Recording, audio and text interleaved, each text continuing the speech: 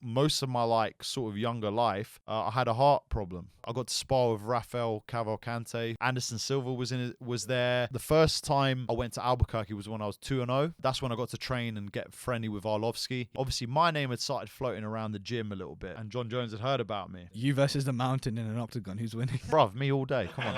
Why the hell would they let me go? That's when I sort of went to like a very bad point in my life, buying beers and just like sort of drinking myself to sleep every night. I didn't want to be in reality. Energy, lads. Energy. Energy. Rolling intro. You know what? Rolling intro. Go on. Welcome back to Atypical. As you can tell, we have a very special guest on the show today. I can speak for all of us when I say that we're very excited to have him on. A couple of his accolades, just going to list them off real quick. A 4-time kickboxing champion. Jeez. A 2-time light heavyweight Cage Warriors champion. Jeez. Unreal. The first Lithuanian-born fighter to win in the UFC. Jeez. And his fight name is the Baltic Gladiator. So you can imagine what he does to the people coolest. in the That's the best. That's what I'm saying. You can imagine what he does to people in the ring, bro. Yeah. Ladies and gentlemen, a quick round of applause for our guest today, Modestas Bukauskas. Good to have you on, man. Nice one, guys. Thank you Yes. for having me. Coming Yeah? on, bro. It's all good. You got it wrong the first time, but you made up for it. Yes. It's all good. Bukauskas. Let's say. One Yeah. job.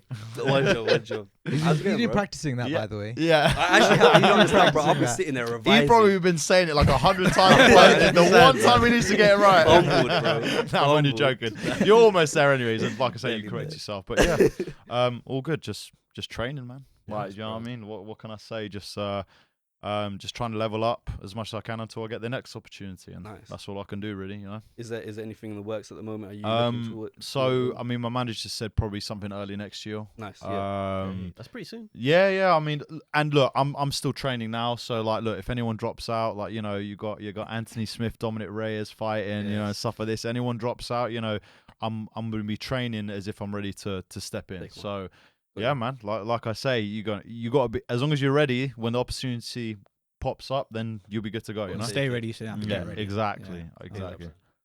No, I like that. Go ahead. If you're talking about, so you're staying ready, right? Essentially, if anyone drops out, you're ready to fight. From an actual fighting physique, how far off that do you keep yourself? I don't know, lads. To be fair, I'm usually I like to sort of walk around about 100 kilo. I'm a little bit over right now, like 102, 103. I just don't want to get too chubby, so I can't take the Instagram photos. That's the main reason as to why I try and stay in shape all year round. Yeah, I mean, realistically, I could make weight next week if I needed to. Like, if it was like literally an opportunity, if I had 100% had to make weight, I could make weight. But truth is, at the minute right now, I'm trying to get my weight down a little bit, just because now it's getting closer to, like I say, when those fights are going to come about. And then obviously it would be easier for me to make weight. So yeah. Nice. I wish we could. Yeah. Masan, what are your abs looking like right now? Everyone wants to Ab see check, that. ab check. Should we start with some quickfire questions? Yeah, let's get into it. Some When quickfire we questions, when we yeah. normally have some guests on, we normally like to start with some quickfire questions. Chuck a flurry of questions at you. First thing comes to your head, just say as it is. Cool. bro, and, Yeah. you can Can I go get started? Yeah. All right. Tom Aspinall versus Jon Jones. Who's winning? Tom Aspinall. Confidence. Confidence. I like that. Confidence. Knockout or submission win? Knockout. Ooh, okay. Yeah. Favorite gig song? Talking the Yes. yes. True British citizen. What's your fighting spirit animal? Ooh. Phoenix. Ooh, I know from that's the not like a ashes. real animal, but Nah, we'll we take go it, with we that. The Combat King, right? Yeah, Yeah, exactly. yeah. You know that. You know that. Oh, right. Favorite career finish till date? Favorite career finish. Chuck Campbell. New Year's Eve. Oof. Yeah, knockout in the 4th round. Oh. That was a mad one. There, he was out cold. So I remember before that fight, my dad was telling me, he was like, "Modestas, why can't you get knockout with hands? I want knockout with hands." And then finally it happened. So I was like, "There you go, Dad. You're welcome." Happy New Year's. Yeah, exactly. Happy New Year. And that was a couple months before the UFC re-signed. Yes, that's it. okay. Yeah. Favorite meal? Spaghetti bolagnese. Nice. Can't go wrong. Proud staple. Gotta love the Italian, mate. Mm. Favorite season in the year? Favorite season, summer, without a doubt. You know, you Yeah. can't tell by, you know, there's no tag going on, but like, trust me, I'm loving the summer. Being ranked in the top 20 or winning by knockout in front of a London crowd. Ranked in top 20. Okay. Yeah. Next opponent, Johnny Walker or Artem Vakhatov? Johnny Walker, because he's top, again, 12th in the world? We're trying to work up the ranks. Nice. You know, obviously Artem's a great fighter, but, Yeah. you know, his first fight in the it would be his first fight in the UFC. Yeah. I want to go up the ranks now, you know? Like it. What is your goal by the end of the year? My goal by the end of the year, Mm. just be more skillful, or be the most skillful that I could be up till that point. You know what I mean? Like, basically be the most trained and skillful that I can be possibly till the end of the year, because I know I'm probably not going to be fighting, but, you know, I just want to be at that level where I'm going into the new year with, you know, with a whole better skill set and good mentality, and just, getting ready to take over, you know? Who's been the hardest opponent that you've been hit by? Not necessarily the one that you. Khalil Rountree. Yeah, fair. Yeah, valid, isn't it? Going to that one later. Who's that? we don't know about that. Alex Pereira's latest victim. I hit you with a sideways one here as well. Okay. Adam Sandler or Kevin Hart? What? Like, who I think is a better Yeah. comedian? Kevin Hart. Mm. I don't know if you've seen some of his earlier Yeah. like stand-up shows, mate. They had me creased. Yeah, It was so hilarious. His early stuff was different. Yeah, the early Yeah. stuff. Yeah, I'm going off of that one. So, you know, but Adam Sandler's sick as well. So, mate, you can't beat Happy Gilmore, man. It's true. Honestly. Favorite fighter? Favorite fighter.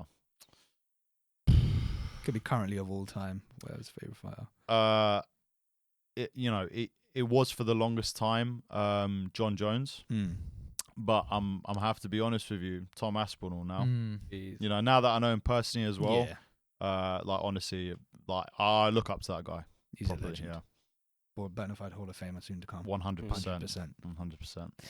100%. Last question for me. Favorite workout or exercise? Favorite workout? Yeah. None of them. Mate, all the workouts are too tough, man. But all of it, I'm just dreading it before I'm doing it. Mate, it's mad, yeah. When I was in high school, I used to just love doing the bench press. I'll just do that exercise every single day. And I'd think, like, why the hell am I finding it more difficult today? I just did it yesterday, but why isn't it easier today? I'm like, because obviously I didn't know about anything about, you know, muscular fatigue and stuff like that. I'm pretty good at Turkish get up. I can do it with a 44 kilos. So. Nice. So It's hard, bro. That's It's hard. That sounds Not like everyone's John- on demonstrate. I have no Where's the knowledge. kettlebell, man? That's insane. That's If crazy. you Google it after, Yeah, I'm gonna just say check it out. 44 kilos is nuts. Is it crazy? It's not. Damn. Got That's to thank my dad for that one. Yeah. Last one for me as well. What is, in lieu with movies as well, what is your favorite movie of all time, if you got one? Favorite movie of all time? Yeah.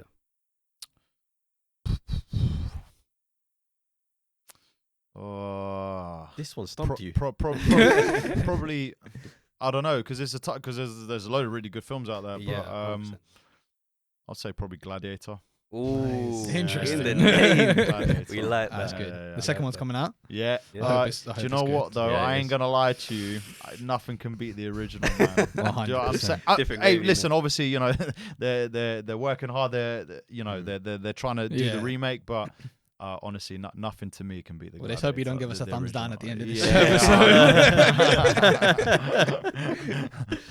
All right, I'll give you my last one as well. Yep. What is the one skill you want to improve on most right now? Jiu-jitsu. Purple belt. Yeah, but do you know, it's mad because you can't just say.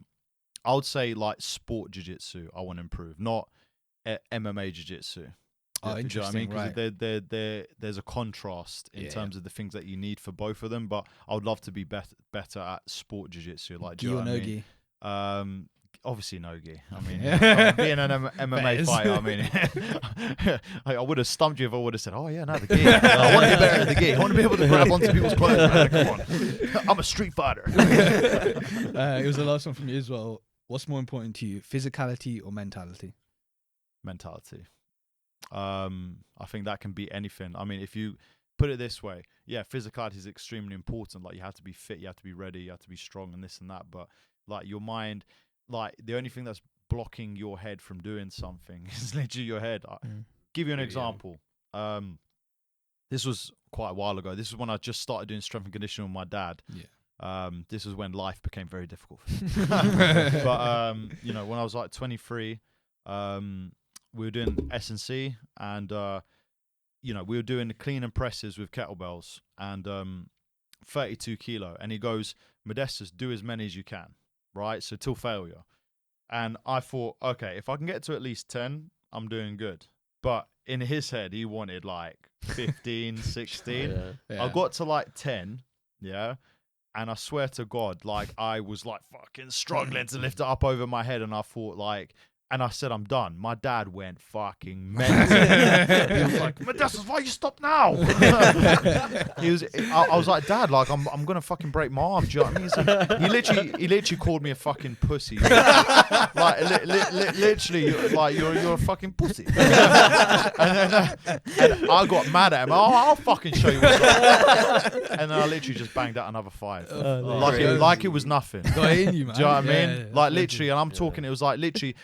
About 10 seconds after I dropped it, I literally said, "Fuck this," and then I did 5 like it was nothing. So what I'm trying to say is, it's all up here, man. So if you can overcome that, you can literally overcome anything. They do say actually, like, your max in your head when you're working out is always like your 60% or so, and then you can actually push further if the mental comes into play. But I mean, just have a look at David Goggins, man. Yeah, Do you know what I mean? That dude's an absolute animal. When it comes to mentality, I mean, his body's broken, but like, the feats of like endurance that he's been able to show, it just shows you, man. It's crazy. You got a strong mentality, you can do anything, right? He's nuts, man. There's my motivational speech over here.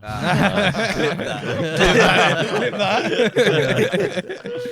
There you go. That's quickfire. Yeah, I mean, from there, I guess we can just get into like, you know, your life a little bit, what you, how life was growing up. And I mean, you were born in Lithuania. Yeah. You moved there when you were 3 years old. Yeah. And then you moved to London, if I'm not mistaken. Yeah, I think it was somewhere around the Westminster area. I'm not 100% sure. Okay. Like, I'd have to ask my parents for that one, but yeah, that's it was all a good. while ago. Yeah, I mean, yeah, I don't blame you. 4 years old, yeah, don't blame you. But could you speak to like what your early life was like growing up, how school was, how life was in London? To be honest, I don't remember too much from when I was in Lithuania. Yeah. Obviously, I was extremely young. I mean, I have like some like weird sort of flashing like sort of memories here and there that I remember, but nothing like too crazy. It's funny because whenever I go back to Lithuania, I always feel like there's something very homey about it. You know what I mean? Like, I love England and I love London, but you know, there's something that every time I go back, I'm like, this definitely feels like almost like I'm supposed to be here, just you know, because I was born there. Yeah. Everything. Do you have a lot of family still there?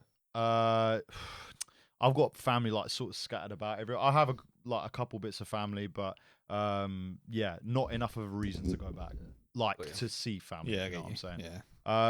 But yeah, so when I was about 5 years old, I remember my dad, because my dad was a fighter back in the day. He was a former Soviet Union no holds barred heavyweight champion. He was a tough motherfucker. What's his hands looking like now? Yeah, well, mate, like honestly, he's got the strongest hands ever. Like he literally hits walls. Like I remember before my fight, like he was just getting mad and he just like hit the wall. Like he's like, "Come on, Modestas, you're gonna finish this guy," and he literally smacked the wall full power. And I'm like, okay, that's giving me some energy right now because he didn't even flinch. Yeah. Do you know what I mean? Is that bare knuckle or no holds barred? So yeah, well, it was essentially it was like the early days of MMA. So the guys were like plastic bags basically. So it was almost as if you're hitting like with bare knuckles.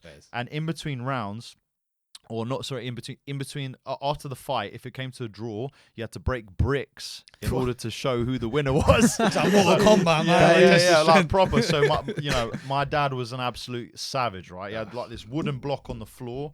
like with a pad on it, and obviously the pad had like extremely worn down at this point. I tried hitting it when I was a kid, and I was like, oh my god! And this guy was like, rah, rah. And that's all I'd hear, like, you know, like being upstairs and they're just hearing like this plank just being battered, and I'm like, oh, what's that? And that was just my dad. You know what I mean? Was he alright? Like, yeah, exactly. But for me, I thought it was normal. Do you know what I mean? I was like, oh, I guess everyone's dad's like that. You know what I mean? But then, yeah, so essentially, you know, my dad starts like showing me some kicks and, you know, some techniques. And I thought, and me being a kid, I thought, oh, well, this is fun. This is cool. You know what I mean? And then literally like 3 weeks later, all right, we train hard now. And then, What age was this? 5 years old. Damn. Yeah. So like literally fun and games was over. Then it got to like the serious business. I just remember when I was a kid, like, you know, I would be indoors, sort of. My dad would go pick up my sister. He comes back home, and like I'm just waiting. I'm basically sitting in the sitting room in a dark. Everyone's outside. It'll be sunny outside, whatever.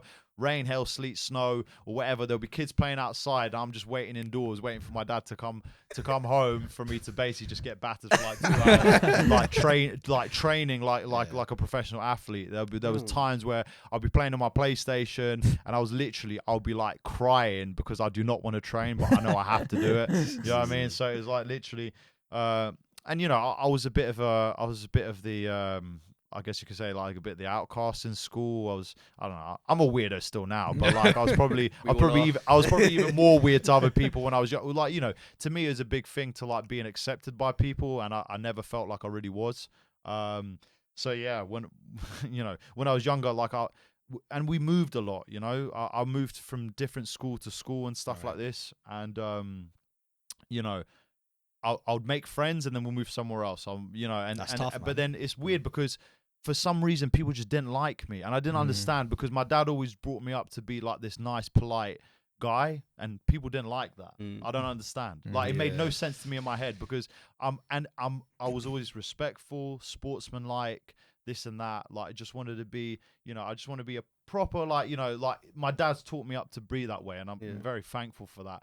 But unfortunately, it just wasn't accepted by people, and I couldn't get it. I don't know if it was the look of me or what it was, but I was always like very shy, like kind of timid. Like I was a bloody like crazy when you'd get me on my own and stuff like this. And when me and my dad are training, but when it came to like actual social situations, I was always like the guy who'd kind of been thrown off to the side. You know what I mean? Never the popular kid and stuff like this. So you know, it was like the journey for me has been like extensive and crazy, but I mean realistically I think where I get my discipline now is probably through training with my dad. Like when you're very young, do you know what I mean, and you're kind of essentially like I didn't understand at the time why I was being forced to train. I'm like, why do I have to do this?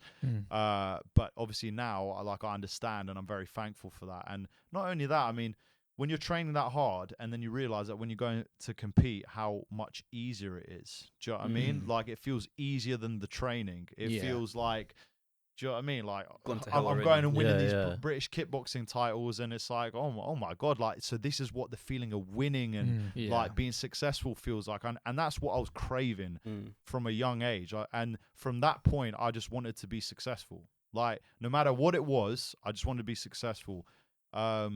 So yeah, I mean, like I say, my early days, it was a lot of training, a lot of hard work, a lot of like going to trains, and you know, essentially, always feeling like I needed to be better. Like I wasn't actually good enough. I just wanted, even though my dad would praise me and you know I'd win these titles and stuff like this, he was obviously very hard on me to be perfect. You know, I want perfection out of you. You know what I mean? So because of that, like I always felt like I wasn't good enough. I needed to always be better. But it like I said, later on in life, it ended up being a good thing because it means that I'm always striving to improve, and I feel like it helped me in my career as well. When things have not gone my way, it's like, how do you overcome that and get better from that? You got to realize you got to be humble enough to you know, highlight where the areas of weakness and get better at those things in order to make yourself, you know, move forward. So yeah, man, I've had a very crazy childhood for sure. So you never, like when you were younger, like interesting, you said that your dad praised you, so you never like you were never like seeking validation from your parents. Like they gave you it and they supported you. So Yeah. it's interesting that you Yeah, still kind of felt like you do you needed know it. what? It was a mix, I would Yeah. say. So, like, I think he was always telling me I needed to be better. He would shout at me a lot, like obviously he's very hard on me. Like, he wanted everything to be perfect, and Yeah. he'd be like, "What the hell? Like, why can't you just get this right?" And stuff like this. And obviously, yeah, like, and I did for a long time just wanted to prove to him that I was good enough. But then obviously when I win the titles, he's obviously very happy, and like obviously I could tell later on, I knew when there was a good performance and when there wasn't a good performance. You know what I mean? Because he'd praise me when I do well, but when I don't do so well, he'd be very hard on me. So it's like I actually feel like I had a fine balance of the two. Yeah. You know what I mean? That's Like he gave me both sides, but I feel like that's what's made me humble sort of later on in life, sometimes almost too humble, because like I said, always searching for improvement, never thinking you're good enough already, because I feel like, especially in this day and age in terms of fighting, you do need to have an ego to where you feel that you're better than everyone else. Not so much whether you get overclouded that you don't improve on the things you need to work on, but you need to have that ego, because when you're in there, you do have to feel like you're the best, that you're a killer, the Don, the king. Otherwise, you're not going to bring the best out of yourself. Corey Sandhagen talked about that a lot when he had his Aljamain loss and stuff, and he talked about turning, because he's a super nice guy. Right? Yeah, 100%. So he talked about that exact thing, about turning into a bit of a monster. Oh, mate, it's I can definitely. It's a very relatable thing, and I'm pretty sure not just me would say that. I'm pretty sure a load of other fighters would say it, or the ones who are like the cream of the crop. Definitely. So yeah. I feel like in any sportsman needs an ego though.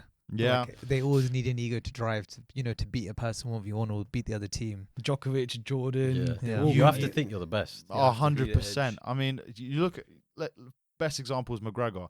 I mean, he was, I mean, now it's a bit crazy. But now it's gone a bit too far that way. But that's what money does to you, bro. I mean, that's what billions does to you. You know what I'm saying? Billions. But if you look at him early on in his career, would you say he was the most skillful in all areas? Probably not. No. He wasn't the best wrestler.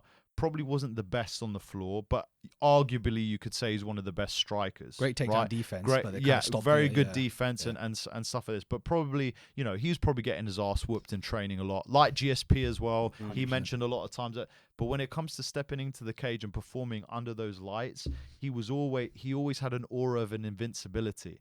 And it was all, like I say, in his head. He just truly believed in it. Mm-hmm. And that's what made him so good, because it almost like expressed and amplified his skill set so much that it would overcome his opponent, like, even if they were better in a certain area. He beat Aldo before he even stepped in the cage. Yeah. Exactly. Yeah. So, it's a massive thing to like I say, to believe in yourself and to think that you are the fucking man, because ultimately no one, if you can't think that, then no one else will. 100%. Do you know what I mean? So You got to believe in yourself before everyone else.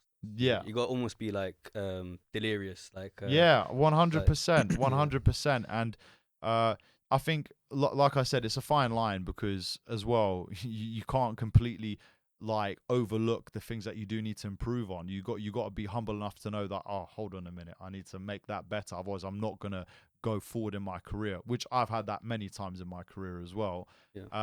But then the point is, you highlight those things, you'll get better, and you will get those wins, and then you go in there with max confidence, and then that's it. You'll it's almost like having like the Super Saiyan, you know what I mean, like lighting up. Do you know what I mean? That's This is all your remit, bro. He's stepping out.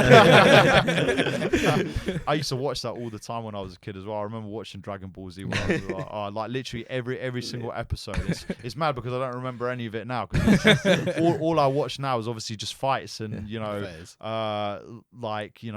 just stuff on Netflix and stuff. I watch the same shows over and over again. Sitcoms or I watch Power, Breaking Bad, and that's literally it. I swear. And Kingdom, Game of Thrones. I like. Do you know what?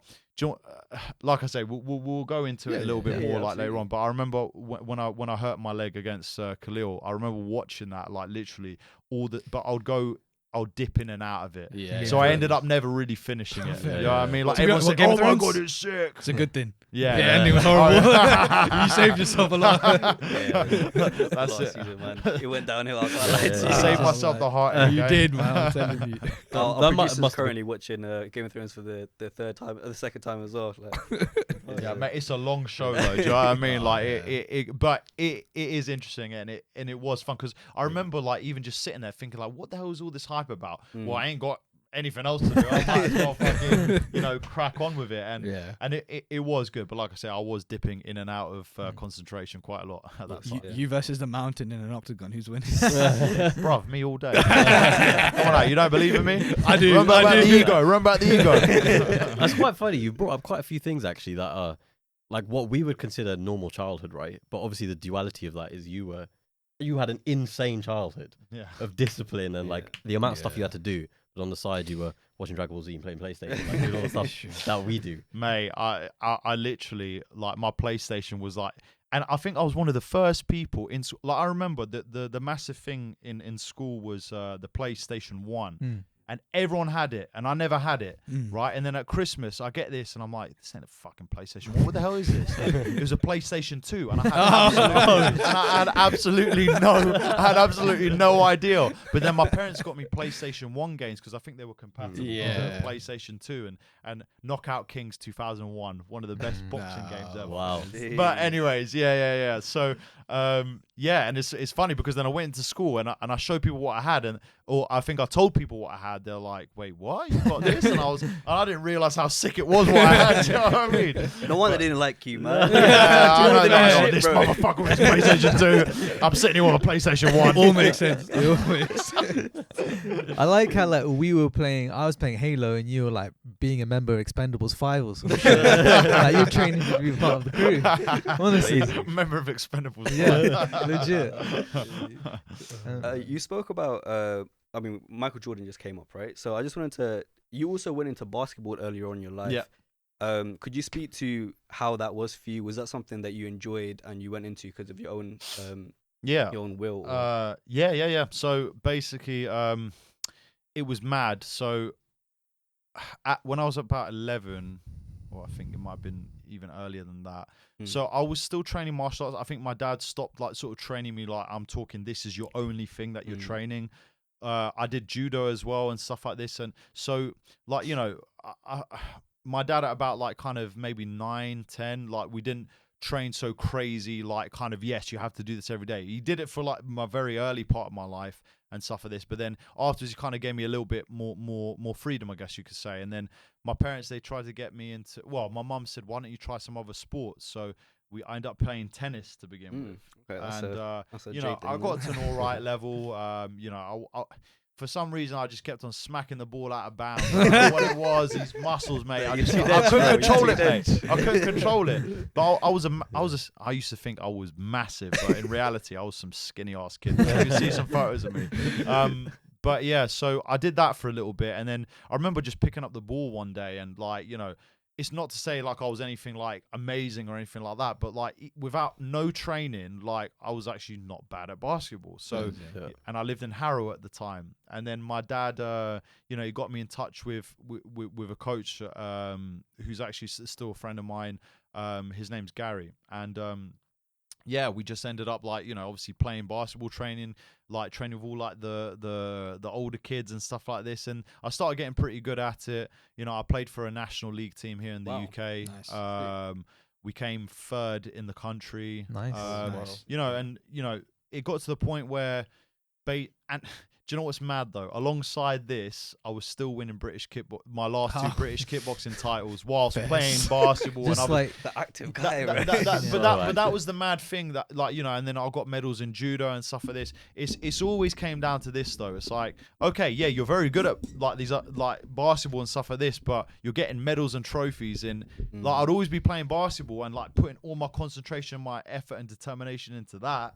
But then I'll still bring back trophies from martial arts. You know what I mean? So, but I feel like the break away from martial arts being like the only thing was very good for me, because then ultimately, as I'll tell you, like, you know, through the story, is that I ended up coming back to it. You know what I mean? Really? I ended up always being drawn back to it. But yeah, so obviously I got to a decent enough level, you know, and then I was looking at me and my dad. We decided we knew this was at about, I think, 15 years old. We're like, if you want to, you know, become a professional basketball player, you have to go to America. So I was thinking, like, how do I get out there? What do I do? How does it all work? And then the basketball coach from Harrow, he went to school in Louisiana, which is deep south. And the coach, the coach that coached him back in high school in, like, I don't know, 1990 something, like 1999 or something, was still the coach. Oh, nice. Wow. So he had that contact. He messaged him, showed some tape of me, and then we got talking, and then, you know, it ended up working out. It's like, yeah, bring him over here, and he'll be part of the team. And then yeah, that was literally all she wrote. I finished my GCSEs here, and then I went to Louisiana, deep south, crazy. From literally from 16 to 18, and that was like, I had a lot of life lessons and life experiences from being out in America and being out in a country that I didn't know, people that I didn't know, not with my family for 2 years, pretty much on my. Obviously, I came back to visit family and stuff like this, but it was pretty tough. I definitely got homesick. At that age as well, it's hard. Yeah, like young, 16, 18. Yeah. But I definitely felt a massive aura of independence that was probably a good thing for me. You know what I mean? It was good for me to be in my own thoughts, and like a lot of times I had to be in my own head. I don't have anyone who, you know, but I got very close with the host family that I stayed with. I'm still very good friends with them now. Basically, I stayed with a guy that was on the basketball team, so that's how it all worked out. So I stayed with him, and at first they didn't want to. Like the mum was like, "No, we're not gonna have that. Two teenage boys in my house? Like this is not the one." And then exactly, and I completely understand. But she took me in with open arms, and like I said, I still talk to her to this day. Nice. And she treated me like a son, and I have to give her a lot of credit. Her name's Miss Dina. She definitely made the whole experience of being out there, where, you know, like, obviously I had my mom at home and everything, I could call her on the phone, but it wasn't the same as it being in real life. So where that was sort of not there in my life, it was good that the host mom was able to fill that void. At that age as well, like very formative. 16 to 18, 100%, like a very important part of your development and your growth. So but yeah, so I went there from 16 to 18. I wanted to play at a Division 1 school. The guy that I was living with, he got a Division 1 scholarship. So he's a very talented player. Were you always I'm assuming you're a guard. Would you play guard? So in my team, because they have different classifications. There's 1A, 2A, 3A, 4A, 5A, and even 6A. Right. And what that means is basically, as the numbers go up, the amount of students in the school goes up.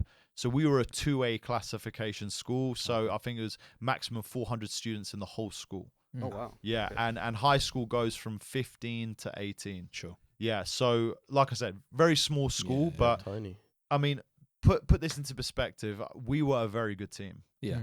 First year I was ineligible to play, but then second year I was eligible to play just because of transfer rules and stuff like this. We got to the state. I'm talking. Imagine Louisiana as a state is like a whole freaking country. Do you know what I mean? Yeah. We got to the semi-final.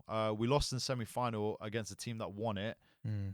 And the guy that I was guarding, was 6'8", 250 pounds, and he's 18 years old. And he had the highest pitched voice you will ever know. Like, Brock Lesnar energy, brother. Like, now he's got a proper like deep voice on him. But that dude that I was guarding he went to Baylor, which is like a top school in America. Got a scholarship, but then he ended up playing in the NFL. Oh, okay. Wow. So I mean, you know, but if you're 18 and you're that size, I mean, it's freaking crazy. Trust me, it was hard guarding that dude. I'll tell you that. I was just like some 6'3". I know I was a little bit more tall. I was just 6'3". But you know what I'm saying? In comparison to this guy, do you know what I mean? I was a freaking ant. Do you know what I mean? That's us to you, bro. Dude could jump over freaking buses and shit. You know what I'm saying? They're built different over there. I don't know mate, something in the water system. Well, one thing, like their strength and conditioning. I don't know if it's the same for all schools, but obviously, the team was. Like I'm talking sick. The coach was next level. They'd I think they'd won 2 state championships, that school that I went to. So that's a big deal in America. Yeah. So their programs were very well looked after. Like we had, I think, NBA coaches looking at the strength and conditioning. That's when I put on all my size. Nice. And my athleticism, I feel like if I would have stayed here, I don't feel like I would have had the same explosiveness as I did. Like I could dunk back in the day. I think I could still dunk now. But you know what I mean? But like, you know, like I'm talking with 2 hands, like no problem. And like I got a lot of the athleticism and the determination and the willpower just from being in that environment. I mean, 40-degree heat outside, 100% humidity, running on a track. It was mad. Like honestly, their strength and conditioning program, I can understand why America produces so many insanity athletes, because you've got schools like that, and that's not even a big school. Yeah, I'm talking like a small school. 100%. So if you're talking about some of the other high schools that are around, like guys are freaking. Their grassroots system is nuts. They're like, you know what I mean? They're like being like test tube people. They're like in a lab and they're springing them with all sorts. You know what I mean? Did you find it really hard to adapt to that type of regime? Because obviously you had this built in from a really early age. Well, I knew I had to work hard, so I was always accustomed to working hard. Do you know what I mean? That was never an issue. Like I knew it was going to be tough. Some days it was tougher than others, but you know, you sort of, like I say, because my dad had pushed me through it, and even in England the training sessions were tough. It was sort of just a continuation of what I was doing. I just realized that guys were a hell of a lot stronger than I was. Like, you know, guys that are 17 years old bloody power cleaning 100 kg. like honest, but I learned how to do all the Olympic lifts in America. So I became like, guys now, if I tell them to do an Olympic lift, they don't know the form and stuff like that, because I went out there and did it. Like now I'm well accustomed to that. So it's good. I learned so many things when I was out there. I definitely got a lot stronger, a lot more athletic, a lot more explosive. And then I feel like that was probably a good addition to the attributes of myself going into fighting as well. And you did after that, right? You went right back into after. Yeah, so it's, I did play American football as well. Oh, nice. What position? Defensive end. Okay. I think I actually would have been better. I would have got because ultimately I didn't get a Division 1 scholarship. I didn't have any offers on the table, so my dad was basically like, you can either go to university and walk on as a basketball player, or you can come home and start your MMA career and get a job and start your MMA career with me. Obviously, you know, my dream has always been to be a professional athlete. So no matter how it would happen, that is what I wanted to be. So basketball didn't happen, tennis didn't happen. Okay, let's give it a last shot in fighting, essentially. But yeah, when I did American football, I put on when basketball season was over, there's not a lot of running involved. Like after basketball season was over, it was just literally, I had 2 months left of school. And all I did was hit the weight room. Didn't know what the hell I was doing. But I just did anything. Like I say, bench press like 4 days in a row. You know what I mean? And my chest still ain't even that big. But yeah, so then, you know, I was literally, all I was doing was I got massive. That's when I put on all my size. But then when I came back to MMA training when I was 18, fuck me. Like literally, I did like 5 punches. Every second. That as well. Shall I tell you another crazy thing as well? Just going off along all of this is that the whole time that I was in America, and I think most of my like sort of younger life, I had a heart problem. Wow. So I had sports-induced palpitations. Right. So essentially, the best way to describe it is your heart has one circuit that it's supposed to go through. Every beat is one circuit. Mine's had 2. So I had an external circuit. So instead of going around one circuit, when it got to a certain heart rate, it'd go around the second one. And like lightheaded, fainting, dizzy. The whole time I was in America, had that. I just had to get over it, like, because it would stop and then I'll be able to get back to normal. But then like for the time that it's happening, I feel very lightheaded, dizzy, faint. And like I said, no one, for the most part, people thought like, why is this guy being a pussy? But they didn't realize that, you know, it's because I actually genuinely had a problem. Is that something you're still dealing with now? No. So when I came back home, I realized, because I had a couple of amateur fights, I'm like, if this happens in a fight, like I'm fucked. You know what I mean? Time to rest it. Exactly. I think I had 2 amateur fights, and my dad was like, because we'll do pads and we'll get quite intense and I'll have to stop. And it's like, we can't keep this happening. Yeah. So, but to be honest, NHS are amazing. The fact that but they were amazing because we forced them to be. Yeah, you have to. You have to. Yeah. Not by choice. Never. Oh yeah, we just want to help you out. We have to fucking get. You have to tell them what you want, and then exactly. you'll get it 100%. Because I remember the first time I went to the doctor, GP, because we're like trying to tell them like we've got an issue. And he was like, "Oh yeah, you're fine. I'll just take a couple of blood paracetamol." Yeah, have some paracetamol, mate. Every time you go to Warden in school, it's just like, "I got a broken leg. Here, have some paracetamol. That'll take the pain away." Yeah, exactly. So, yeah, he kept on saying to me that, like, you know, "Oh yeah, your blood test shot fine, everything's okay." I'm like, "Yeah, but I've still got the issue." Yeah. We just thought maybe I'm just being an idiot and like, you know, I just need to get over it. Yeah. We went to the doctor so many times, like all throughout my childhood, and nothing ever got resolved. That's why we thought like maybe it's, you know, maybe it'll go away. Yeah. And then it never went away. And then yeah, basically one day I went to the doctor. I said like, "Listen, we did sports tests and everything, but again, it's on a treadmill. It's not going to get me to the level of heart rate for me to have these palpitations." And I told them this. I went like, the woman was very nice, but I remember I said like, "Listen, I need to get this sorted. Like, this is me stopping like my athletic career. This is something that I'm like very passionate about. I really want to pursue this. Like, I can't do this if I can't fix this. So can I get someone to have it?" And she got to someone to have a look at it properly. They put a 24-hour monitor. Sure. Lo and behold, we've been telling them for years. That's what we Yeah. Finally, they did it. Finally, they found the palpitations, and I had an operation. One of the worst operations of my life. Yeah. I had this done when I was 19, but I was awake the whole time. Oh, Yeah. wow. So they It's had just no these- need. Oh mate, honestly, they put like this you know, numbing gel on my groin, so like there, yeah, because apparently that's how you lead all the arteries up into your heart. And the guy goes, "Oh, it will just be a little scratch." Yeah, a little scratch my ass. Yeah, literally, and he didn't put enough numbing cream, so I felt these wires going, and it's all up my body. It was like this alien just like rushing through my body, and they were like finding these wires to, but basically they had to induce palpitations. Now, listen, if you've never had a palpitation before, it is fucking horrible, and they had to force it. They had to make my heart like go in these. Do you know what I mean? And every time it was to the point where I was like crying. Like, do you know what I mean? It was that painful. And then at one point they couldn't get the heart to stop palpitating. Like, and I'm like, sitting here, my heart just keeps going boom, boom, boom, boom, boom, boom, boom, boom, boom.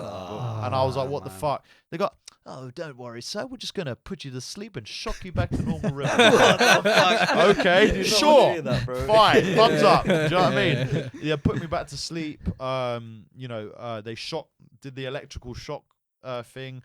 Heart went, yeah. Fuck it, they just revived you, bro. Yeah. Phoenix. Phoenix. Heart went back to normal rhythm. Yeah. And then they had to burn the circuit. That external circuit, which is basically they send electromagnetic waves, and imagine heartburn, but like times 10. Like, it was horrible. And again, awake the whole time. But after this, I remember, obviously the recovery was horrible. My legs were hurt. Obviously, you fucking had wires all up your groin. Like, it was hard to walk, and it you know, it was a hard recovery and a harsh operation. But the first time that they told me I could exercise again, and they said, "Oh, you're allowed to go on a run," and blah, blah, blah. I went on a run. I had like fucking Gonna Fly Now playing in the background. You know, like, mate, I was like literally running, sprinting, and I didn't have any palpitations. It was like the best sensation I've ever had in my life. And I was like, so this is what it feels like to be normal. But yeah, absolutely mad. And then, then pretty much that's all she wrote in terms of then me going on towards my career. I know I've went on a little bit. No. Overly answered your question. No, this is exactly what you want, bro. Yeah, appreciate it. That's so wild how something undiagnosed can stop so many careers without anyone realizing.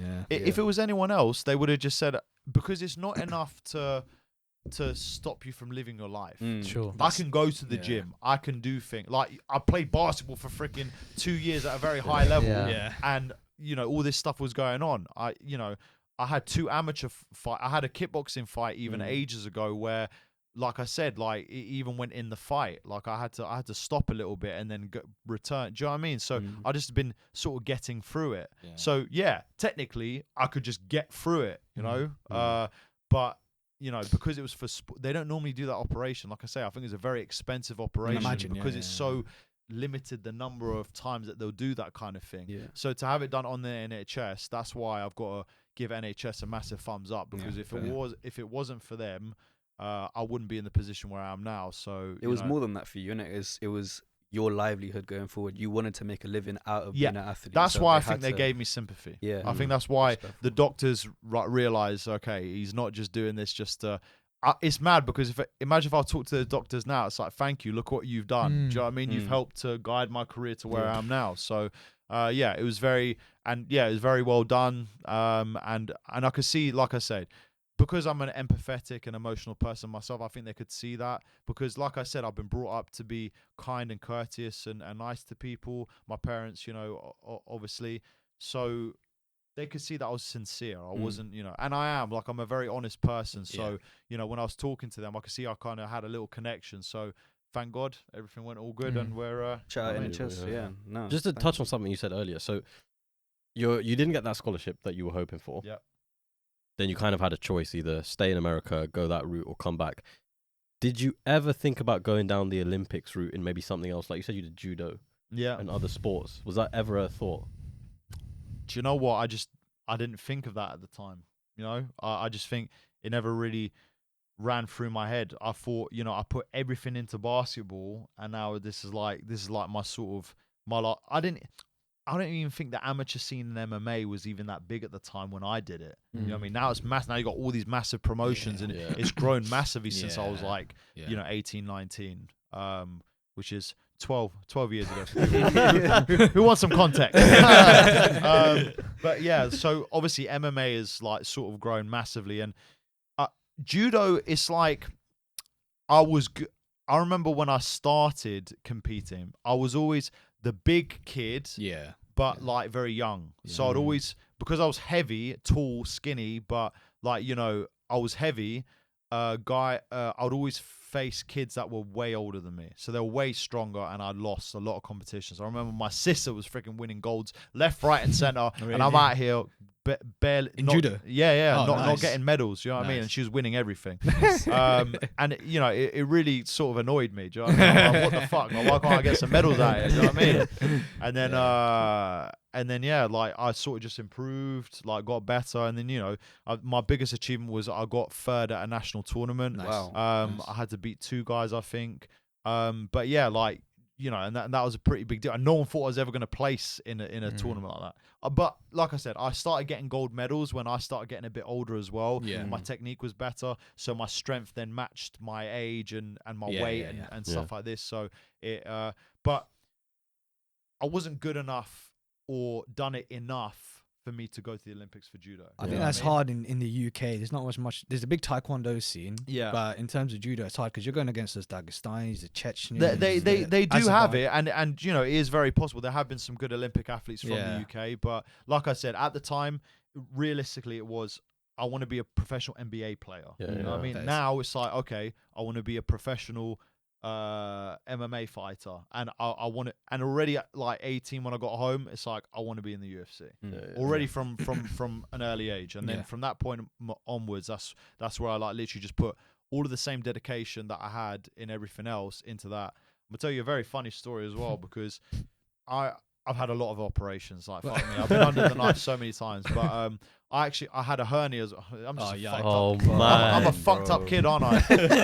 Join the gang, bro. Yeah. You still recovering from ankle? Oh, bloody hell! Yeah. Fucking hell. He's sitting there. It's like, I feel your pain. Guess who kicked him? Yeah, exactly. Fucking hell. So I had a hernia operation. I can't remember how old I was. I must have been about 10 or something. Sure. And it's something that I didn't even know. I was wondering, like, why are all these doctors like touching up my dick? Like, what's going on? Like, you got do you know what I mean? But do you know what I mean? But anyways. A 10-year-old, I don't blame you, bro. That's confusing That's for a mad, 10-year-old. yeah. I'm bro. confused, like what's my going Willie. on here? Because like feeling like my leg here, like they're like, oh yes, I can feel this problem. Fucking problem. Do you know what I mean? Just a kid. But yeah, oh, fucking hell. We could go right like a real dark route. We're not gonna go there. All right? But yeah, so I had a bloody hernia operation when I was like I say 9 or 10, and I had to take 4 weeks out from school. And remember, before this, I was like literally training every single day, and yeah, it was set. 4 weeks from school, yes. But I ate quite a bit, I put on a little bit of weight, I guess you could say, like a little bit of baby fat and everything. And then I remember I went back to training. I was sluggish, slow, and this was when I was playing tennis at the time. And I remember to this day, this is what caused me to have such good. It's weird that this particular moment is what gave me all the dedication. And you'd think, oh, just my dad like being hard on me with training, but no, it was this particular moment that I remember I was sitting, like I was eating food and I was watching TV, and like literally this was like a weekend or something. Obviously I don't have school, have nothing to do. I ain't doing shit. I'm just sitting there watching TV. And my dad goes, and we had like a conservatory that we converted into a gym. Sure. And my dad, I remember he just came in there with like red face. He said, "Modestas, what the fuck? You want to be best tennis player? You just sit here eating chips." You know what I mean? And like he went mad at me, and I just was, I was like, I fucking almost went dizzy. I'm like, oh my god, I'm sorry, like Palpitations. and then yeah, literally, That's where it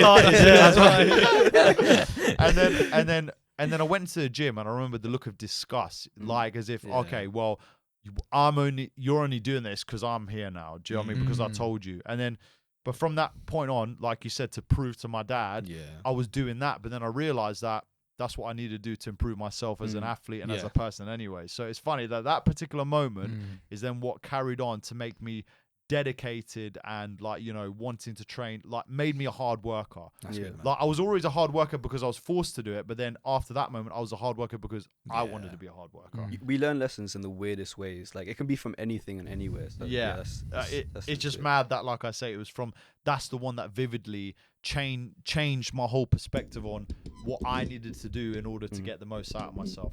And it was sad. It was sad because I remember I would work so hard, like to the point where, like, for example, the guy with basketball, he ended up getting Division I scholarship. He used to party all the time. And bro, there were times where I wouldn't even get invited to the party. Like, do you know what I mean? He'd be doing his thing, and he would stay up all night, and he would still put up like 30 points. I'm like, and I'm fucking training my ass off here, and I still can't even put up 2. It's like Jon Jones energy, bro. Yeah, for real. There's nothing that pisses you off more, innit? I'm like, I'm putting in the groundwork.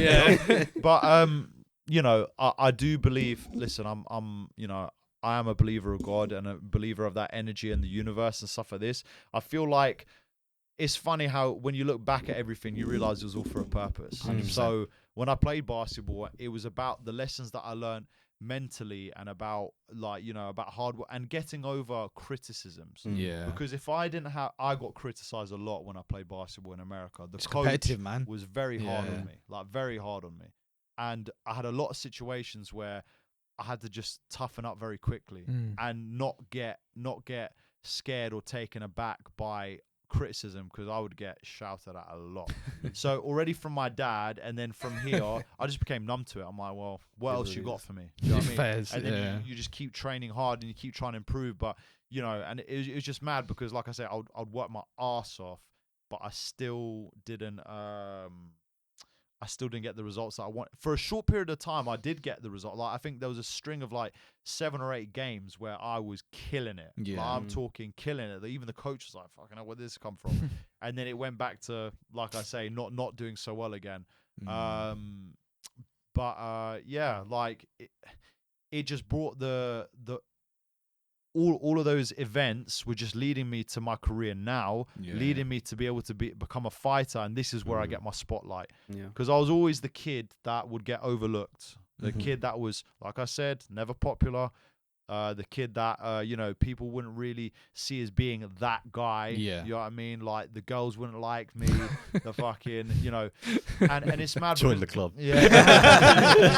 Fucking hell, looks like we've all been through it. Says a guy with a girlfriend. Exactly. We're all the ones sitting here single. Are we? To the singles couch over here. Yeah. So you know, I had a. Like throughout the course of my life, like it was never a guy that never fit in, a guy that was always trying to be popular that never was, that always get overshadowed, overlooked. You know, I never got any attention from anyone, so it was always like very, very difficult for me because I was always craving that. I was craving some attention because I never had any. And you know, like I said, it's just been throughout my life that sort of same thing. It's weird how all of that actual attention that I did get happened like a lot later in life. I've had my experiences at like 24 onwards, whereas a lot of my friends had it from 18 onwards. And I feel like that actually made me like sort of a better person, a stronger person. I actually made my life even more enjoyable because I actually had those experiences at a later point in life, which, you know, which is even more enlightening, I guess you could say. So and you know, it's been a crazy ride, like I say, from start to finish. But you're talking about your fighting career. And then your big, I guess, step into it was when you went out to Albuquerque and with Jon Jones and Arlovski and everything like that. Like, how was that, man? 'Cause that's nuts. You were young, like 21, 22? Yeah, so I turned pro at 21. So I had a 7-1 amateur record. Basically, I remember the reason why I turned pro was because I turned up to the fight. This was on WC MMA with Dave O'Donnell. And I turned up to the fight. Guy didn't turn up. And I'm like, for fuck's sake. And then we went to the cage and I basically announced then and there, I'm turning pro. I'm going to be fighting on the UC MMA circuit now. And then yeah, so before I had my first fight, or no, sorry, I had my pro debut, I think. And then I went out to Brazil first of all. I went out and bro, it was the craziest freaking journey ever. But I had a manager at the time, or a sponsor, who basically sorted me out, like basically made it so that I could train full time. And then obviously he paid for a couple of trips here and there. He said he knew that the Nogueira brothers. And I don't think he knew them like all that great. Right. I remember when we went out there, like no one even knew that we were there. Like it was kind of like a very weird, like mate, the whole experience was crazy. Like I said, I could tell you so many stories, but I'll try and cut it down a little bit. Keep coming, man. But anyway, so I got to spar with Rafael Cavalcante, who's the former Strikeforce Light Heavyweight Champion. Wow. Anderson Silva was there. You know, I had like some amazing experiences there. You know, won my pro debut against a guy that everyone thought I was going to lose to. So already there's the starting of people doubting me and overcoming all of that. I went 4-0 in my career, and the first time I went to Albuquerque was when I was 2-0. Nice. And then when I went out there before my next two wins, and that was when Jackson Wink just moved to their new facility. And that's when I got to train and get friendly with Arlovski. He actually paid for me to stay an extra week. So that was very nice of him. I got a really good experience. I got to meet some of the other guys as well, but that was when the gym just opened and there wasn't that many guys there. Was Arlovski champion at the time? Because he was heavyweight champion for quite a while. I think it was just after he beat Travis Brown. Okay. I think it's. I can't remember. I can't remember exactly when it was, but I just know he was on a bit of a run. Yeah. And so I got to train with him. It was very cool. Like, you know, he took me out to lunch. You know, and then, like I said, paid for me to stay another week. And then, obviously, I ended up winning my fights. And then I came back after I was 4-0. I came back because I was like, well, this was sick. And at the time where I came back, obviously my name had started floating around the gym a little bit because they were like, oh, this guy's now been, because I was training with Arlovski quite a lot during those weeks and stuff like this, and Jon Jones had heard about me. And then I remember I was waiting on the mat, and then like obviously I didn't want to come up to him and like disturb him, but ultimately he was training, Yeah. and he like, oh hey, I'm Jon Jones. I was like, Of course you you know are. who you are. Do you know who I am? but yeah, nah, he noticed I had the same tattoo as him and stuff Philippines. like this. Ah, Philippines nice. 413, Yeah, and nice. yeah, we just got chatting and we started training, and yeah, I think like I gave him something that you know he got something out of training with me, because we ended up training a lot. We did jiu-jitsu together, wrestling. He would spar. We sparred so many rounds together. It was actually crazy. Within a 10-week period that I went out there. He was actually a very nice guy. This was at the time when he'd just come back after all of his legal troubles. Which legal trouble? Yeah, I know. There's too many to count on. But you know, I think this was when he was about to fight Ovent St. Preux. So I was there before that camp for him. And bro, there was Philip Hawes, Yoel Romero. Like there was like literally the cream of the crop guys, heavyweights. Man. And I was proving myself in the gym. Like, you know what I mean? Like I just remembered like I say, just doing so many rounds and then feeling appreciative of me. I'm appreciative of you. I get to train with the best in the world. Yeah. I remember I was about to take a fight. I was supposed to fight Mike Shipman, and then they swapped it last minute to Pavel Dorofte, who was a lot more experienced. Yeah, I want to talk about that one. That was the weirdest submission I've ever seen. Yeah, in my life. I know. So you know that the camp before that fight was at Jackson Wink, when I've been training with the best, you know, the GOAT for 10 weeks, you know, and I thought, you know, I should be going in here and, you know, doing the business. I remember asking John, because they changed my opponent, and then I said, should I fight this guy? Because my record was only 4-0.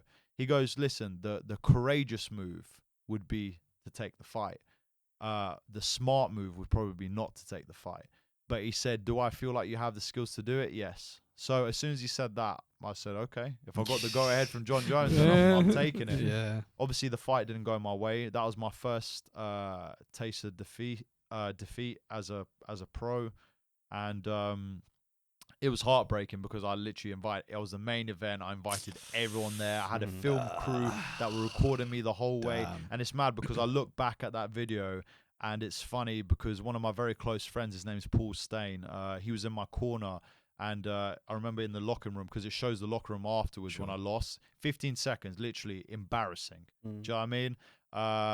Like, you know, you bring everyone out there, you're training with the best in the world, and then you get fucked in, you know, 20 seconds.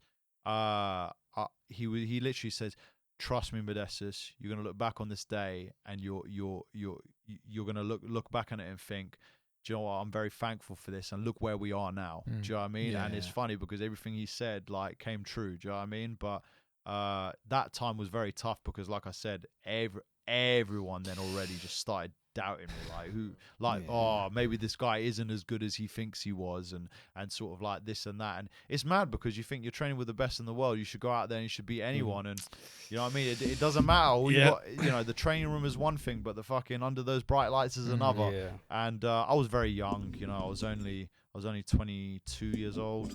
Which is mental when you think about it, because Jones was champion, give or take a couple of years of that, which is crazy, right? It's crazy because his wrestling was way better. I mean, obviously, collegiate system, you know, he was literally like throwing me up in the air and like slamming me on the floor and all sorts. But jiu-jitsu wise, I didn't feel too bad, and striking wise, I think that's where I was giving him the most, the biggest problem. Just the way he blends it all together is another level. And like I said, we had some really good spars.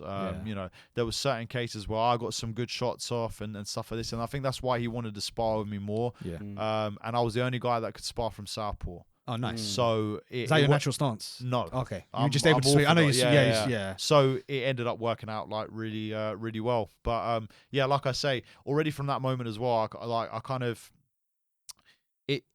When I look back at it now as well, it just shows you that you don't need to train with the best people. You don't need to necessarily train out in a different camp. It made me like kind of clouded with my stuff that my dad was teaching me. Do you know what I mean? It made me learn a certain way of fighting that wasn't natural to me. And it's about being natural to you. I mean, if you compare it to now, I'm training over at Tom Aspinall's gym, and he's all about flow and all about, like, you know, expressing yourself the best way that you can. I'm gonna give you the moves. The moves is the paint and the brush. But now you go express it. That's the picture that you're painting. So you got the tools. Now go and do it the way that you want to. Not shit. It needs to be done this way. Like, do you know what I mean? Which is sort of, I guess, Albuquerque made me made me a lot stiffer. My dad even mentioned that. He just didn't want to say anything because I had a fight soon, but he said, yeah, you gotten a little bit more stiff, like you're not as flowing, you're not as free, you know, and stuff like this. And that was my first experience training in a big camp. And it, you know, like I say, if you look at my career now, I've been training solely out the UK, and this is where I'm getting the most success. So it just proves that you don't need to go to a massive camp where, you know, all the superstars are, because, you know, over there you're just a number. You bring this up, and I've always thought about it. Like I'm probably the biggest mixed martial arts fan here, right? And I love watching it. I love like analyzing it. It's just the way I am. And I've always thought, like, you see loads of fighters who maybe they have, you know, deficits in their game, or they have areas they can improve. And I've always thought, like, why? I mean, obviously now you're training with Tom Aspinall and you're expanding a little bit. Obviously you did with Jon Jones, etc. But like, I've always thought, like, why not?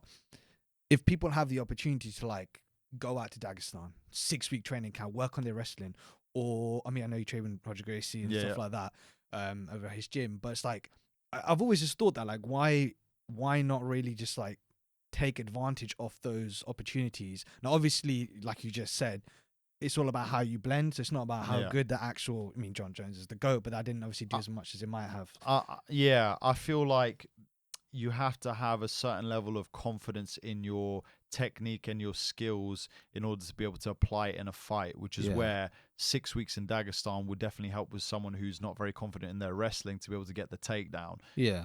But I feel like, I mean, you look at my last fight, so I got 2 takedowns and I wasn't even there. But like, do you know what I mean? Like my head. But you know, it's all about, like I say, just confidence in the fight. This is why I say confidence in your mindset is a massive thing, because, you know, in training as well, the more times I go for a takedown and fail, but then over time I'm going to start taking people down. And then over time I'm going to start being able to use that in the fight, because when you have the confidence to do it, no matter what situation in sparring, you're going to do it in the fight. And like I say, that worked out very well for me in my last fight. So yeah, do you need to go over there maybe to improve your technique and maybe a different type of training, different moves? Like I say, when you're doing it just like kind of crazy like that, it's all about your confidence. Like I feel like, but you can get that by doing it in your training sessions, like looking up moves or thinking about moves that you're going to do and then applying it in your training under resistance. Because when you're doing it, you're drilling it. That's just to get the move. You do it under resistance against a guy who's lighter, then maybe heavier, and then you become like very good at it. So I think it's good to shift your focus sometimes, but I don't feel like it's always necessary, you know. As long as you got good training partners, heavy training partners, people that can defend well, then it will mean that your execution had to become even better, and then you'll be able to apply it on whoever. That's just one thing I saw with GSP that he did, I think probably better than anyone else, is that he went to Freddie Roach and did his boxing. He went to Thailand to do his Muay Thai. Obviously he did, you know, probably AKA wrestling and jiu-jitsu, and then he came back to TriStar to blend it all together. So that's exactly. You need to have a gym where you're able to put it in an MMA sense. Like you know, it's all very good, like, and I would love to be the best at every discipline, but you know, it's very difficult. Even he wasn't. It's just his ability to blend it. Yeah, exactly. When you got guys who are like literally training every day in jiu-jitsu, you can't go out into jiu-jitsu and beat those guys. No. Do you know what I mean? But like I say, you can always just aspire to be as good as them, and then add that and implement that into your MMA game. When strikes come involved, it like changes a lot of things. Like, do you know what I mean? When you're playing in half guard and you get smacked in the face, that slap jitsu you got. Exactly. That's what they always say, right? You got a plan to get punched in the nose. I mean, like there's a lot of things. Even going with leg locks, you got to be very careful, because if there's one false move and you get one big strike, like, do you know what I mean? Sometimes you'll be able to like push through it because you're in a fight. You're going to be like kind of almost like gunning for that move that you want to get. But then, like I say, 1 or 2 good strikes on the chin it's not the one. So you have to be very good at your movements, and it's just through drilling, training, practice, and you know, there's so many things that goes into it, so many different layers. You know, you mentioned the way you're training now. You're saying you're kind of getting the tools you need to be able to fight, and then it's about how you express it, how you want to take that to the ring. How much do you go into a fight knowing how you want it to play out versus changing your tactics for the person you're fighting? Well, I mean, I think one big example is the Khalil fight, actually, because this is where I sort of learned that you need to be able to adapt on the fly, because you got Khalil Rountree, who at the time lost to Marcin Prachner, who I just beat, and didn't look all that amazing. And then he comes out and fights me, and he comes out like a bat out of hell. I wonder if that was pre or post Thailand for him, because that's when everything changed for him. I think that was when he started coming back to America to train, actually, Yeah. after Thailand. So after he went to Thailand and then came back. Anyways, so obviously, he just lost to Prachner, and then I'm thinking, okay, he's probably going to have these things that he's doing. He came out a completely different guy. The first couple of things I did completely shut me down. Now, don't get me wrong, I weathered his storm. In the second round, he was starting to slow down. He was, yeah. But yeah, he came in a completely different guy. I went into that fight with a very bad knee injury as well. I had 2 torn meniscuses and 75% of my ACL torn before the fight. Yeah. Literally in the changing room, moving about, and I feel my knee click out of place, and I'm like, fuck, I can't get it to straighten. I literally had to kick the wall as hard as I could, click back in place. Modestas, you're walking out now. Fuck. Beautiful. Yeah. Wow. Those are the same issues you had from those 2 years out. Well, and it's mad because I got that injury in training camp, but I mean, I tore my ACL initially before my first title defense in Cage Warriors. And then I literally had to just take care of it and then come into the fight. And luckily, I ended it with elbows early, but I had instability in my knee even the morning of the fight. Do you know what I mean? I was like, he'll be all right. I got a question on that. So, we're all fans. Well, to be fair, other than you, we're all fans of many sports, right? And people always say the ACL is the most important part of your knee, right? And when people lose, Van Dijk in football, etc. You've played a bunch of different sports. Yeah. I've always felt like boxing and mixed martial arts are probably 2 of the only sports where you can tear your ACL and your knees apart and still come back pretty well, because I don't know, I feel like when you're playing basketball, that sudden acceleration, the speed, the change of direction is a lot more.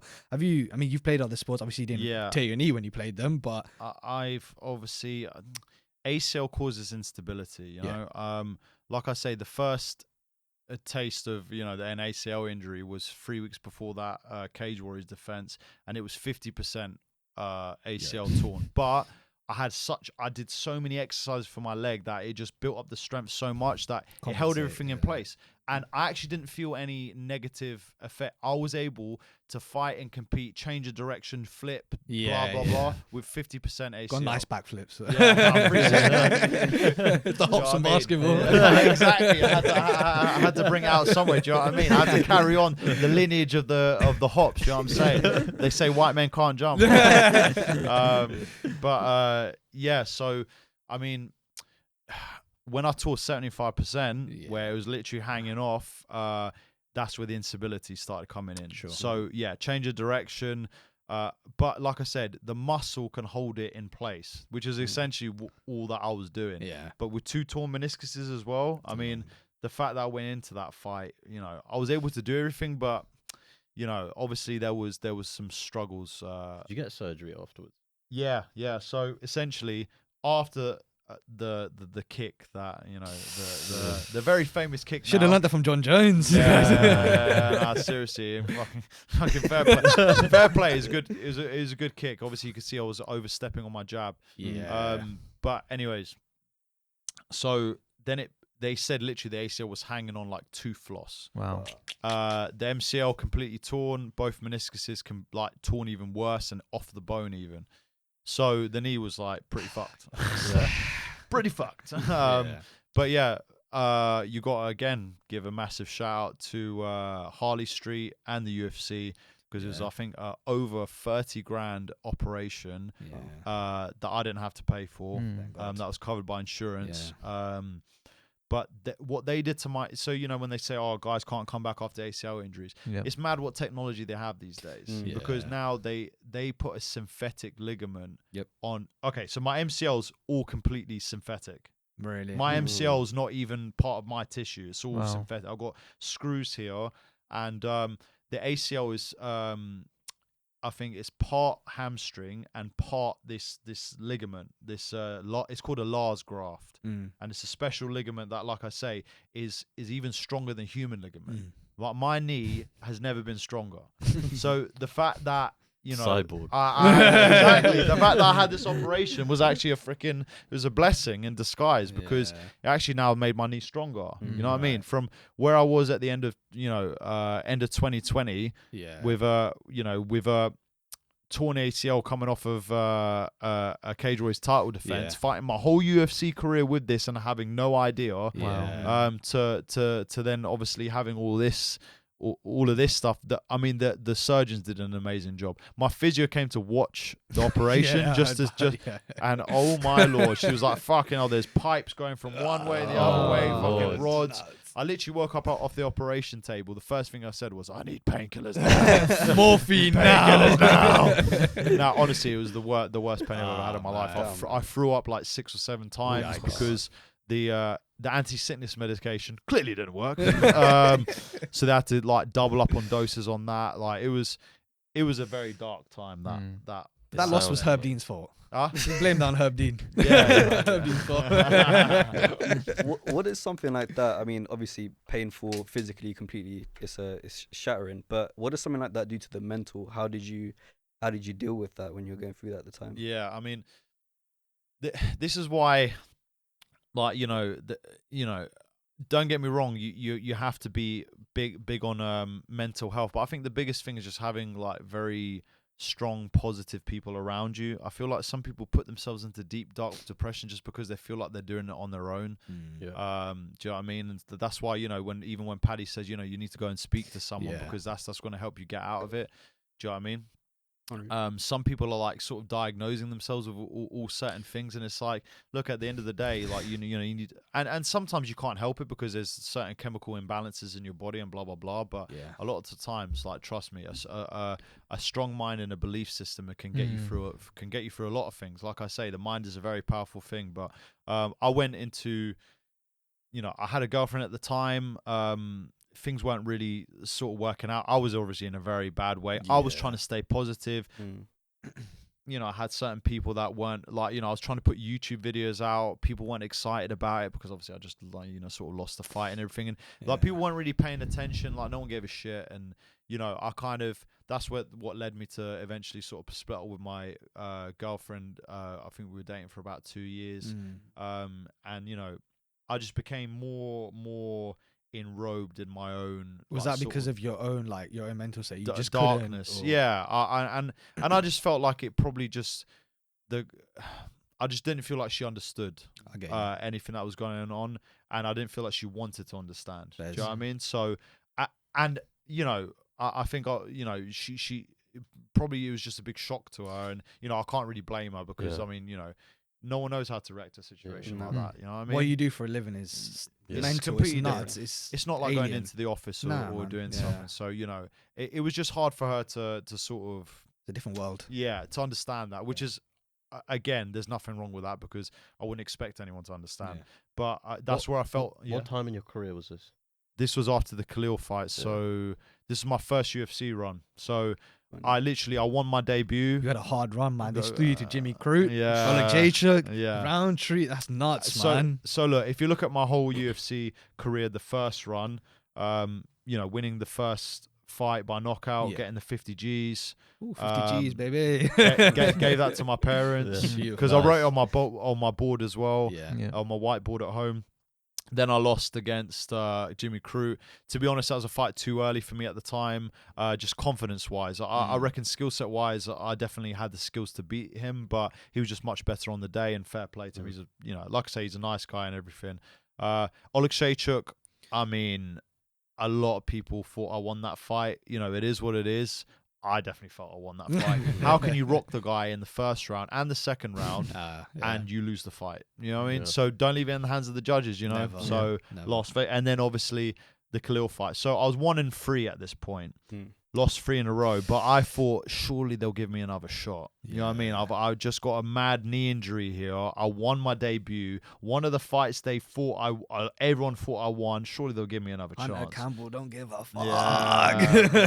Well, this is it. Yeah, as soon as it was 3 losses in a row, I think my manager already knew, but he just didn't want to tell me. But sort of when I got injured, like I said, I already felt like the world was closing in. But the only bit of hope that I had before everything went very dark was that I'm still in the UFC. Mm. So I was literally clinging on to Yeah. that because I'm literally, you know, I'm sitting in bed. I'm just like, okay, I'm going to recover. Everything's going to be okay. I'm just going to boom, boom, boom, boom. Trying to stay positive. Do you know what I mean? Just doing everything that I can, like putting up posts, trying to be in this like mind frame. And then next thing you know, I look at Twitter and it says cross with my name on it on the UFC roster. And I was Is that how like, you found out? yeah. That's And then I messaged my manager straight away. I said, "Is this true?"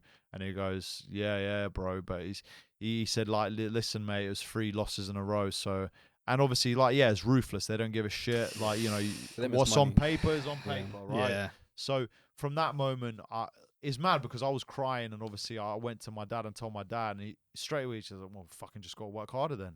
Like he straight away was like, "We just got Not wrong, but at the same time. But Yeah, it's obviously hard to hear, hard at the time, Yeah, like, but 100%. he was more upset for me, and he didn't know how to react because he's like, "Fuck, all we've been working for Yeah, man. to get to this point, and then it bloody gets taken away from us." Like he said, he was like, "This is bullshit." There's other fighters who are 1-4, 1-5, and they still keep. Listen, them. my boy Tony Ferguson's on the 8 loss. That is pain. Don't get me started. Man. Don't get me started. It's my favorite fighter, man. Imagine him, It's bro. hard. Yeah, so you know what I mean, like Yeah, that's rough. when you put it in that perspective, I thought, why the hell would they let me go? But that's when I sort of went to like a very bad point in my life where, without telling my parents, I was just like buying beers and just like sort of drinking myself to sleep every night. I didn't want to be in reality, so I wanted to get away from, like, you know, I mean, I guess you could say in this situation you could have easily turned to drugs and whatnot, but you know, ultimately I just kept drinking and that was it. And I did it for many days, like, because even something as silly as this, like, you know, I had a nice Mercedes that I bought after my UFC debut, and I had my ex-girlfriend, she put a license plate MO69 UFC, and then I'm That's like, nice. I like That's cool. Yeah, it's pretty sick. She done one right thing. She didn't take the number plate with her, which is Luckily, she let me keep that. She's a lovely girl, by the Yeah, way. shout out, Like I shout say, out. she still tells me well done and stuff like that. That's So beautiful. she's That's lovely. good. That's nice. But yeah, I felt like a fraud. You know what I mean? I'm like, now I'll be running around in that Mercedes and I'm not actually in the UFC. I remember there was a point where I remember when my leg was starting to heal up a little bit more, I was telling my dad, like, should I sell the car and should I sell the license plate as well? And he was actually the only one to tell me, that's just what the fuck are you talking about? Keep that car and keep the license plate. Use that as motivation to get you back there. And he was the only one that told me that. A lot of other people were like saying, yeah, maybe you need to sell the car, maybe you need to, you know what I mean? That'd be like literally giving up though, wouldn't it? Really? Yeah, Like, well, it's this is it. I mean, the universe, you're already telling the universe that you don't want it no more. Do you know what I mean? Or, you know, maybe it would have given you motivation to sort of come back, but I think that gave me even more like a spurt of motivation and positivity.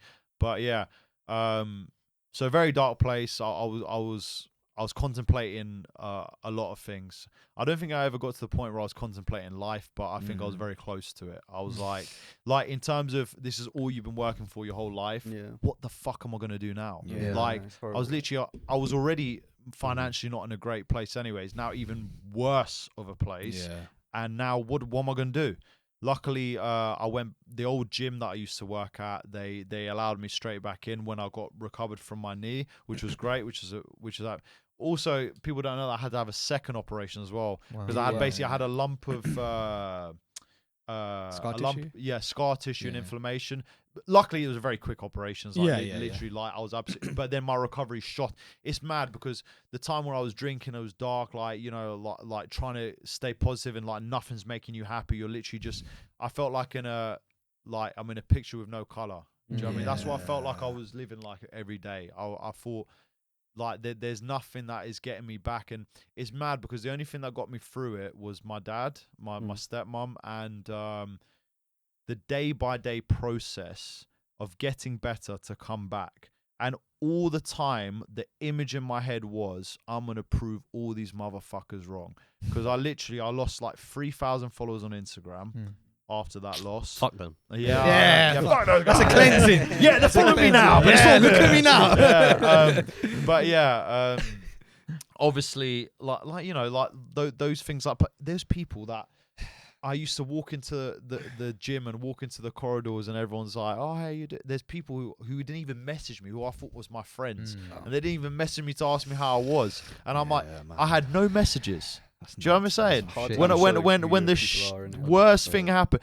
people were telling me I should, maybe you need to look at another career and Wow. like it's this and that, and I'm like, do you know what I mean? And it's funny, I was never gonna quit. I was never gonna quit. Yeah. But you know, there's time where I'm thinking, I'm thinking, fucking hell, I'm getting old. I was 27, but you know, like at that point, you're thinking, I'm getting on now. Do you know what I mean? To be Like, fair. It didn't matter. Like- So just turned like- 27. like, do you know what I mean? Shout out. You know what I mean? Old man. He's gonna have crippling nightmares tonight because of that. but do you know what I mean? Like in the UFC career, you're thinking, fuck, I'm supposed to be that young guy in your coming prime. up, like Yeah. doing my thing. Like you look at Jon Jones being, obviously Jon Jones is a very special case, but you know, getting into the UFC at 21, champion by 23, like you're looking at those things, you're thinking it's fucking too late for me now. Like 100%, you go through all sort of different things. Yeah. But like I said, the only thing that got me back was every day getting better, getting more recovered.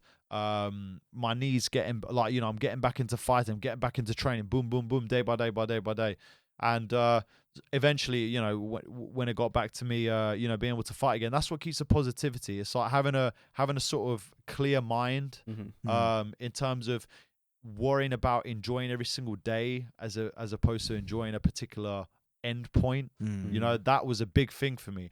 I lost the thought of, I was always excited for the future, but never for what's happening right now. Yeah. And actually being away from fighting and, you know, not knowing which promotion I was going to sign with, and obviously having this knee injury, everyone fucking throwing me and putting it off to the side, made me actually enjoy life more. Yeah. Like the actual present. And the thought of, imagine how sick this story will be when I come back. I make it back to the UFC and I prove them all wrong, and I become the champion and stuff like this. It's like, when I thought of it like that, that's what gave me the motivation to come back. Your why has to be so strong that it overcomes any negative emotions that you're feeling. Yeah. That's why I feel like if it's going to help anyone out there, it's like some people are feeling down. I feel like, you know, the whole world's on top of them, but it's also it was a massive sign, actually, that there was things that needed to be improved. I was more open-minded. Yeah. I took more time to work. Where you look at me now, I'm a completely different fighter to who I was back then.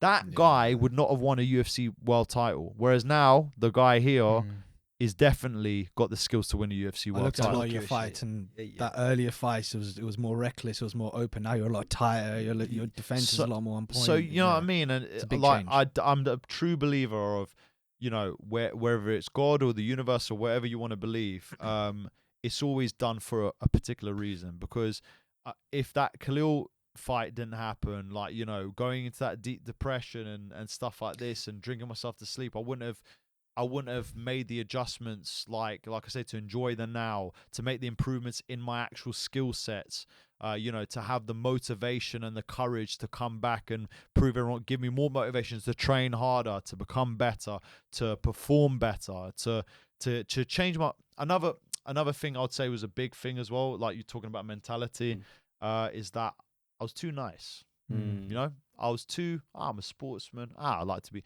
The kind and courteous Mo will forever be there, but it was almost too much. Like, it was like almost where, you know, listen, if someone fucks you over, why would you want to be friends with them? I'm that sort of guy, or I was that sort of guy.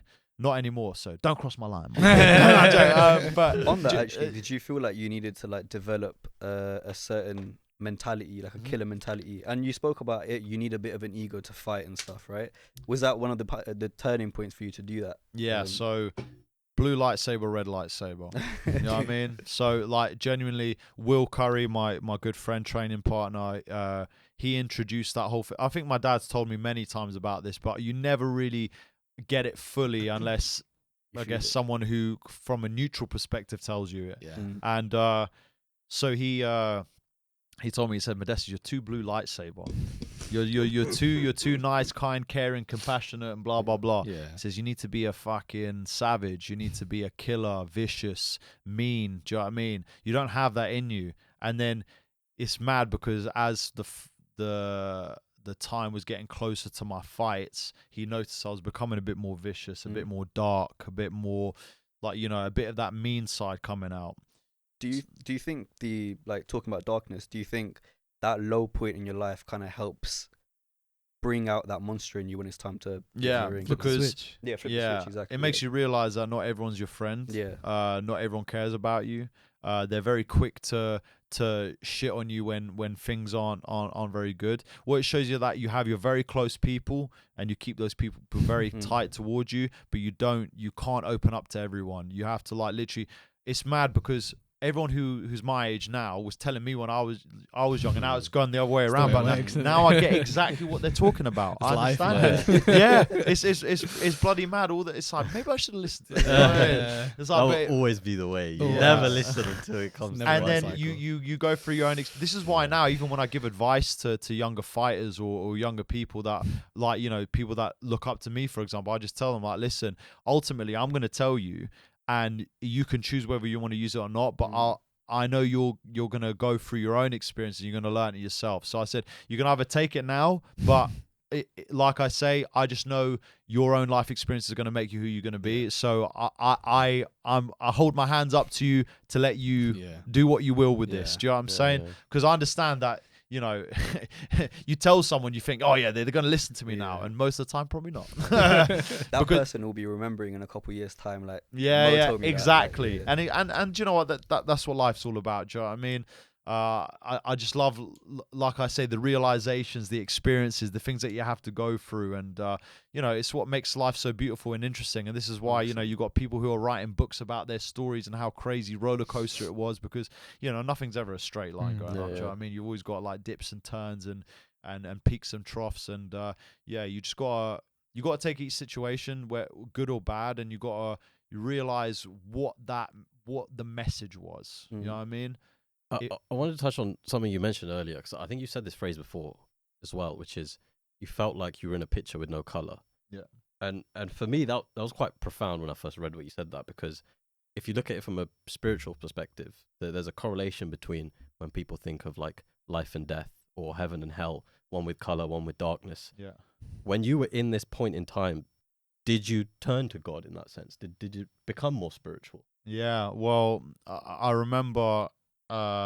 So the first, like I said, when things went really, really bad for me mentally, I remember a very sort of prominent moment, or sort of a moment to me where it was very sad. Like, this is like, things are bad, when I had a vision board that I'd write everything was coming true, and now everything I wrote on the board, nothing was coming true.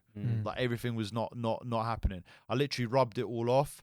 I said, is there even a God? I said, is there even the universe? What's going on? But then you realize, actually, there is a God and there is a universe, because that was the lesson was, through having that particular situation happen in my life, that was what brought me to where I am today. That was what I needed to go through to learn the lesson. I wasn't never going to learn through it by, you just tell me and I'll take it. You know what I mean? No, it had to be the life experience to show me and to put me forward. He was preparing me for what I'm meant to be. Do you know what I mean? Preparing. Could I have been a world champion at that point? No. Can I be a world champion now? So it's completely different. Like, all the things that happened, even the loss in Brazil. This is another thing. Like, yeah, I was fucking doing good. And, 2 fights in the UFC. Like, oh yeah, he's doing great. And then I'm winning the fight against Petrino, and then I get caught with a left hook. It's like, I'm thinking to myself again, like, why the hell is this happening to me? I'm supposed to. But then again, it was to show me another lesson. It always is the toughest lessons that make you act. You're never going to learn it if it's just like, like something in passing. Do you know what I mean? And at that point, it was, I got to the point where I was going out with too many girls and drinking a little bit too much. Yeah. Like, in terms of in a fight camp, you need to be solid, focused, like, tunnel vision, like not worried about all that stuff. But like I said, I had a validation issue. Like, I never had hot girls like messaging me, like, do you know what I mean? Like, you know what I mean? Inviting me places, telling me like, oh my God, this and that, and getting attention. It was a very new thing for me. So it's not true then. You don't have sex during a camp or whatever. Well, I mean, I was still winning. Like, while I was doing that, I can tell you a funny story actually. So right after I won on New Year's, I went back to training, blah, blah, blah. And I was with my boy, Will. And this was literally the weekend before. So this was on the weekend, yeah? And then the Wednesday after that, I got called that I was going to be fighting in Australia. That weekend, I got pretty much blacked out, wasted with Will on a night out. We were like literally like, and like I say, we like we were getting with girls, and then like, you know what I mean, and then next multiple thing, well, I mean, it was 6 water.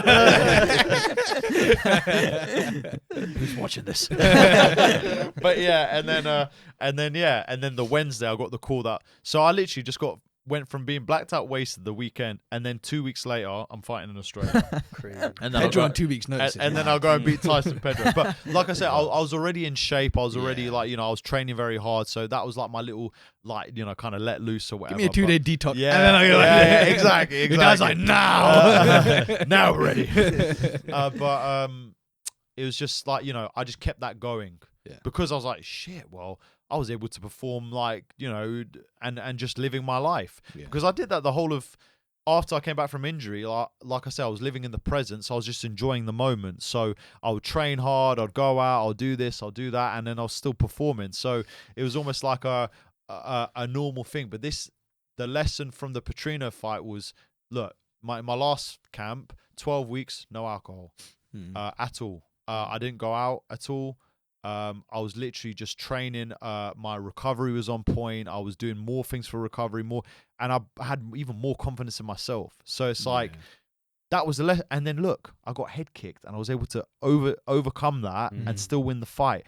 That was God's way of saying you've earned your victory. Do you know what I mean? Yeah. Whereas before, Petrino, winning the fight and then get caught, it's like, you know, he was trying to tell me something. Do you know what I'm saying? So every time it's always trying to prepare you for what you're meant to be, you know? So I'm just thankful for all of that. And it makes me a better person. It makes me a better athlete.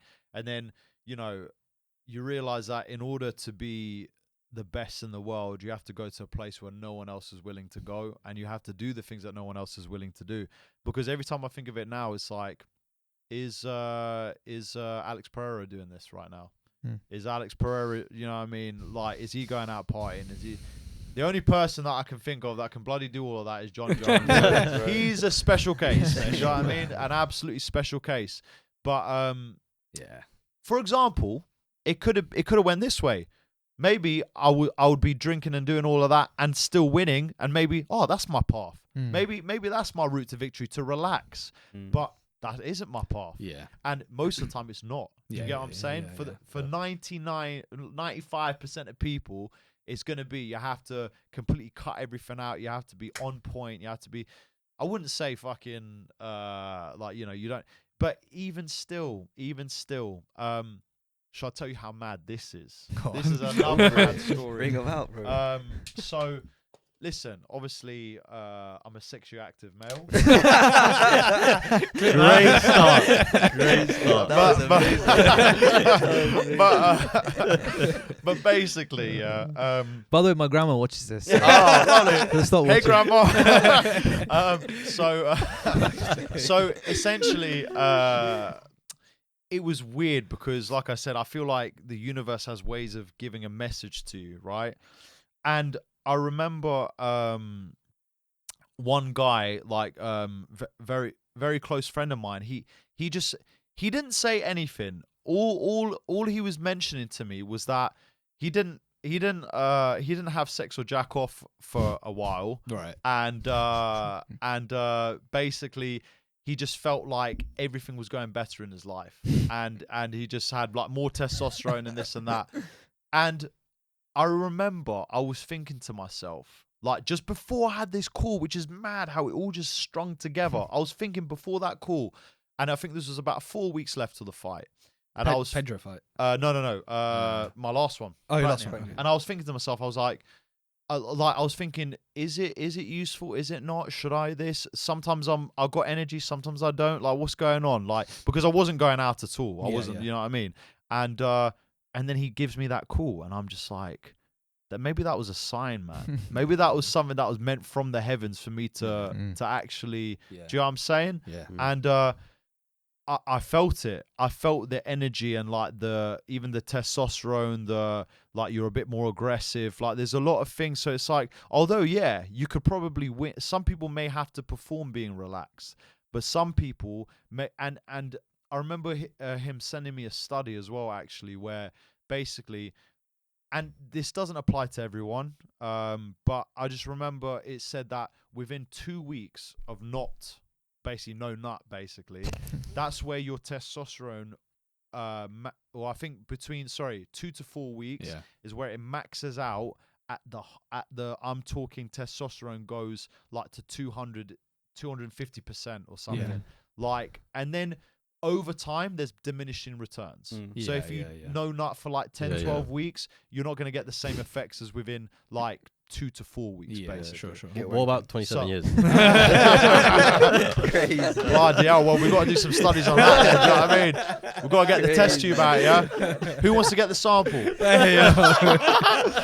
But anyways, so No, did he? I just, like I said, I just think it's mad that everything falls into place the way that it should be in your life. But a lot of people don't want to take the signs. Yeah, 100%. Do you know what I mean? A lot of people, maybe there's a sign for them to, like, you know, even just like go to the gym more or do something, or like, you know, take a risk and stuff. And I've always been that guy. I need to take the risk. I need to, especially when I'm going into fights. You're looking at the end of the cliff. You got a backpack on. You don't know if there's a parachute or not, but you got to fucking find out. Do you know what I mean? And that's the sort of idea that you have, like going into a fight. I just got to go all out. I can't just be holding it all in. That was another thing I learned, was that I kept on being a bit too holding everything in. Do you know what I mean? Like letting the fear take over.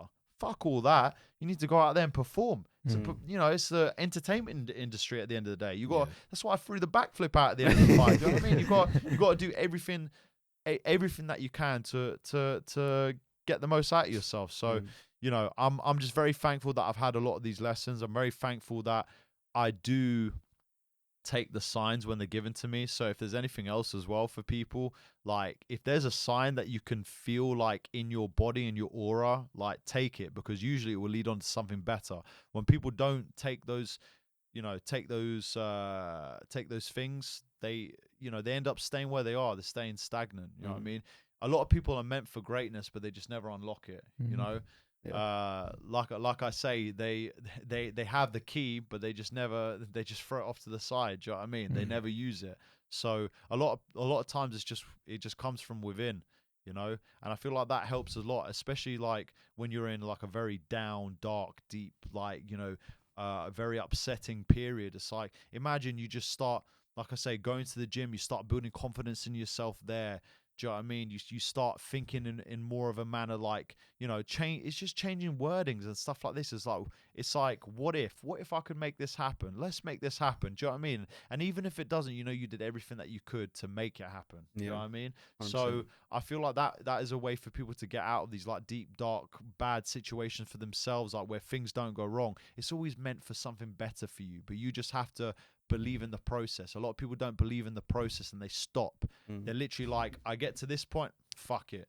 And then when they say fuck it, they take the drugs, they do the bad things, and you know, they don't put 100% focus in their business or try their luck with something, and then that's when it all goes tits up. So I mean, it's very hard in those situations, but the ones that can be, like Conor McGregor would say, you know, and when things are going bad, for you to still have those visions and those moments of you being at the top, I really feel like that is why I'm now doing, or I'm where I am right now, is because when I was in the deepest, darkest place, I was still thinking in my head that I'm going to be that guy. Yeah. And that's why now the visions are starting to come true again. That's that attraction of those things coming towards me. So I feel like everyone, could take a page out of that Mm, and sort of add that to their lives. Because once you see things happening that you're putting forth in your head, you build your confidence not only in yourself but for things to happen, the way that they should. Visualization is big. Yeah. Visualization is very Do big. you still write on the whiteboard then? And Yeah. continue. Where did that start? Because clearly you're a man of was it law of attraction, right? Yeah. Where did that start? So this was actually before the Cage Warriors world title fight, the first one against Hamlet. So I remember I went into the Wojciech fight. I got the spinning back kick finish. Was amazing. Got the title shot. And I remember just leading up to that fight camp. Like obviously I had about 12 weeks out, and everyone and their mother thought I was going to lose that fight. You know what I mean? Like the betting, it was mad. Like on the betting lines, like you could have put, I think it was like 10 quid down and you would have got like 350 or something. Wow. Like it was mad. Like the lines were crazy. Yeah. But yeah, so I remember training and again, just thinking about all these good things. And then I thought to myself, do you know what? Let me just experiment with something, because I knew that Jon Jones was going to be at Body Power. Right. So I literally went to that Yeah. event, and I got a picture, right? And I put 4 pictures, 3 of me and him, and then the Cage Warriors belt. I saw this on the Hawani interview. And then I wrote underneath it, I'm gonna finish him by that time, blah blah blah. Yeah. Or I didn't write that yet. I just had those pictures. I went to see Jon Jones. As soon as I saw him, he recognized me straight away. All right. Like, he was like, "How are you doing?" and everything like that. He actually asked me to come and help him for the Thiago Santos fight, but I told him, sorry, mate. Like, obviously, I have to work on my own fight, but it was amazing. Like, do you know what I mean? Even he invited me to go out with him afterwards. I mean, to go out and have a beer. That's how I always start. Oh, just have a beer. One beer. Just one drink. Yeah. But anyways, so I think at that point, obviously, maybe he's a little bit more more sensible than he normally was. Yeah. Or at least I hope so. But yeah. So already, and then he signs my piece of paper. I showed him the pictures, and he signs it. And then that's when I'll go home and I write underneath it, boom, boom, boom. And I put it up on my wall. I just stick up on the wall and I look at it every single day. And like I said, I wrote underneath it what I thought was going to happen. And I wrote on my piece of paper, Modestas wins by knockout in the second round. And this is what is the freaky thing. I said 354 of the second round. So yeah, it wasn't the second round; it was the 4th round. Sure. But I got the knockout in 352. Right. Wow. And I'm like, that's fucking close enough. Do you know what I mean? 352, and I got the knockout as well. Yeah. So it's like already from the moment I'm like, well, clearly this shit works. Like, do you know what I mean? Like, do you know what I mean? Just because you're believing it, you're putting everything into it, you're training it. It just like subconsciously your body will be making you achieve that goal without even 100%. realizing. It made me more confident. It made me believe that. It made me truly believe that I was meant for this. And then when I went out there, it just gave me the confidence to, because I had the skill set. It gave me the confidence to win that fight. So, and then it just carried on. Like I said, I went through that dark period where I felt like nothing was going right for me. Yeah. But then I started writing back on that wall again. And then next thing you know, I beat Chadwick. I beat Chuck. You know what I mean? Even before this last fight, I wrote on my board that I was gonna. Well, I wrote that I was gonna win by finish. Or win by finish. Do you know what I mean? So it's like you say, your body just naturally prepares itself for those particular. And I feel like if you're putting your body and spirit into making that happen, what is said on your board, would you be drinking?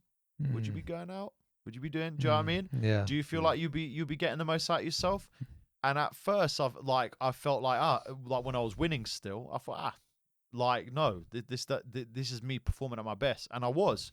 But then the Petrino fight, I remember looking at that board thinking, Yeah, but I drank that day. Oh shit! I went out and saw that girl that day. Do you know what I mean? And it like plays in the back of your mind. In the universe, like it can tell. Do you know what I'm saying? It's supposed to try and tell you something. You can't trick it. Yeah, you can't trick it. So you know, everything has to be humble and honest. And you know, like I say, I still have that board up on my wall there with all like my very future goals that I wanted to achieve. But even one of them I wrote.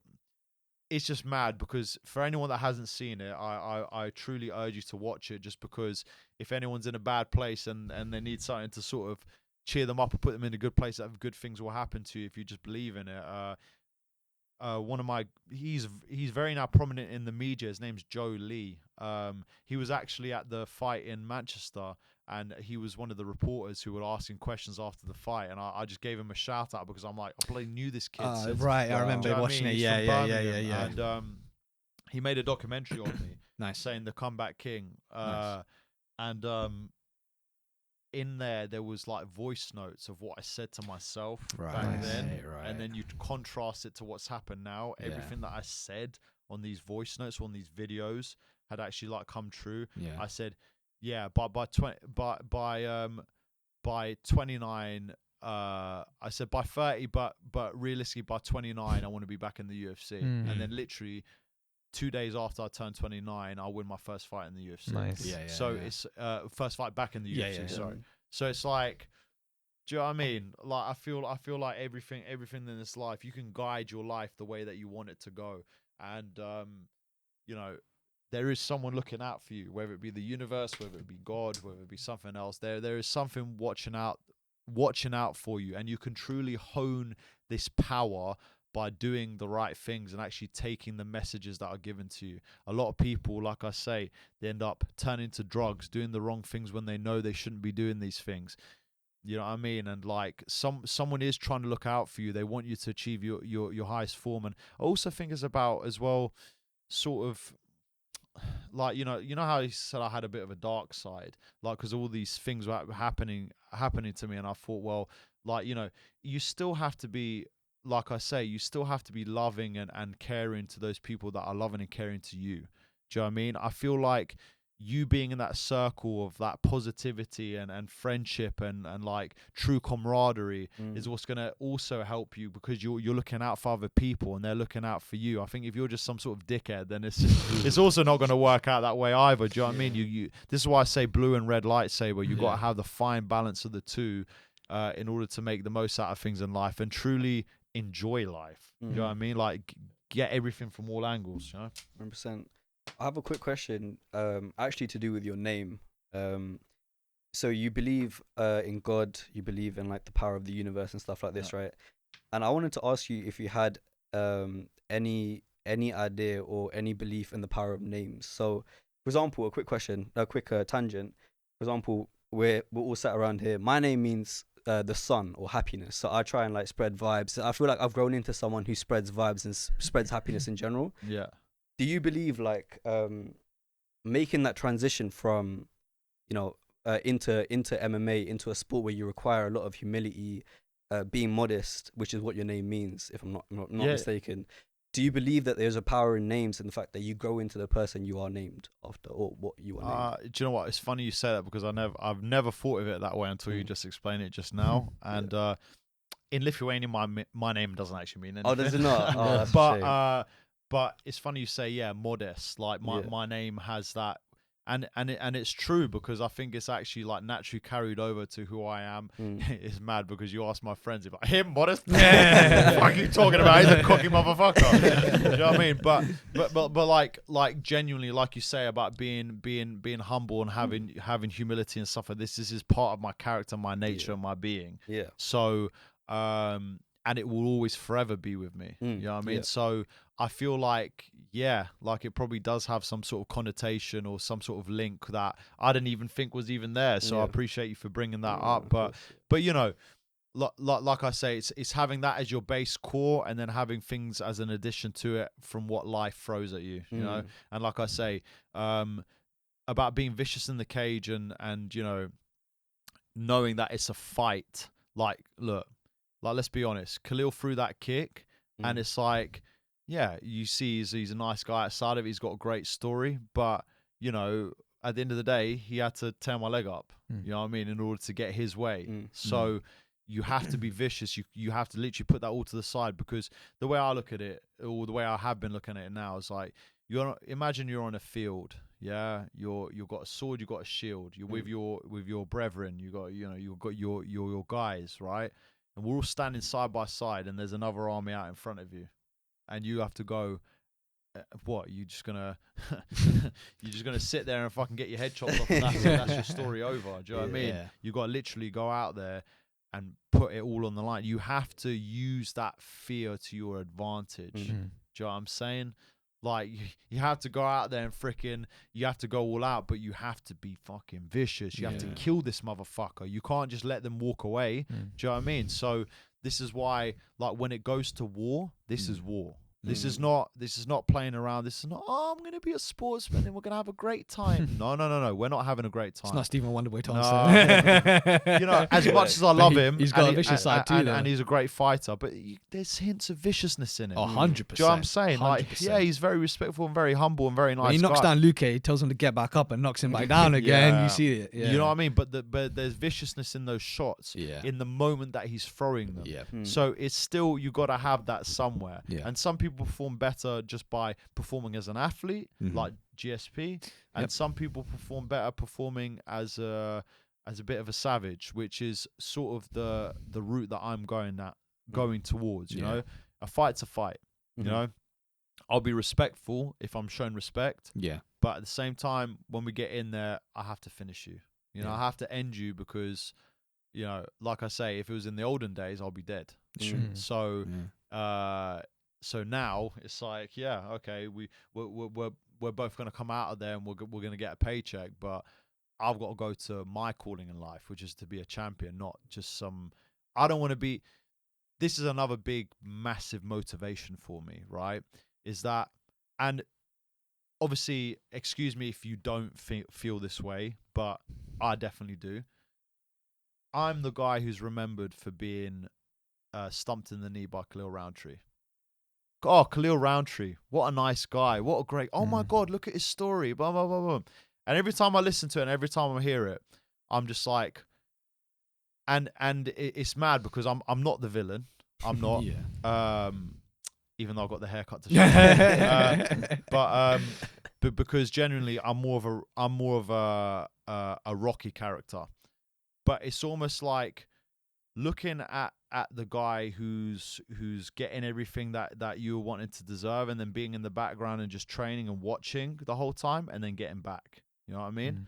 Like Clubber Lang looking at Rocky and then working his way to the top. You know what I mean? And then obviously I'm more of the Rocky character when he's coming back to beat Clubber Lang, if you know what I'm saying. But the initial moment of just watching from the sidelines, waiting for my moment, that's me waiting for my moment with Khalil Rountree. He's at the top right now. But give me one or two more fights, and that rematch is going to happen. I think the light heavyweight division is one of those ones where you got a few guys at the top, but it drops off dramatically, especially when you see people like Johnny Walker go down and Dominic Reyes go down. It's very easy to jump from where you are to top 10, I think, within a couple fights. 100%. And so, you know, like I said, they're talking about his story. They're talking about how everything's so great. And they talk about me as being that guy. That's literally how most. Do you know how many messages I got? Oh, how's your knee? I'm like, hold on a minute. Did you see the backflip? Did you see the many backflips? Did you see the kicks? Did you see the fights? Did you see any of that? They don't remember that. MMA fans are fickle. All they remember, and I've had a lot of them, bro. Like, I've seen your comment section. It's a bit mad sometimes. Are you okay? Oh my God. Like, and I'm like, that was fucking. It's mad because people. This is what I'm saying. People are like to be like sheep, be like everyone else. They think that since 2021, I'm the same guy. Like, do you know what I mean? I ain't the same guy no more. Do you know what I mean? They think I've stayed stagnant because that's their lives. They're projecting their lives on me. Do you know what I mean? And I'm like, I'm not that guy to stay stagnant. You know, I've had work. I remember someone asked me that, and I was like, I've had. Funny enough, I went out to dinner. I went to this place in Manchester. So the owner knew who I was again, because of the Khalil Mm. injury, right? Yeah. Oh, how's your knee?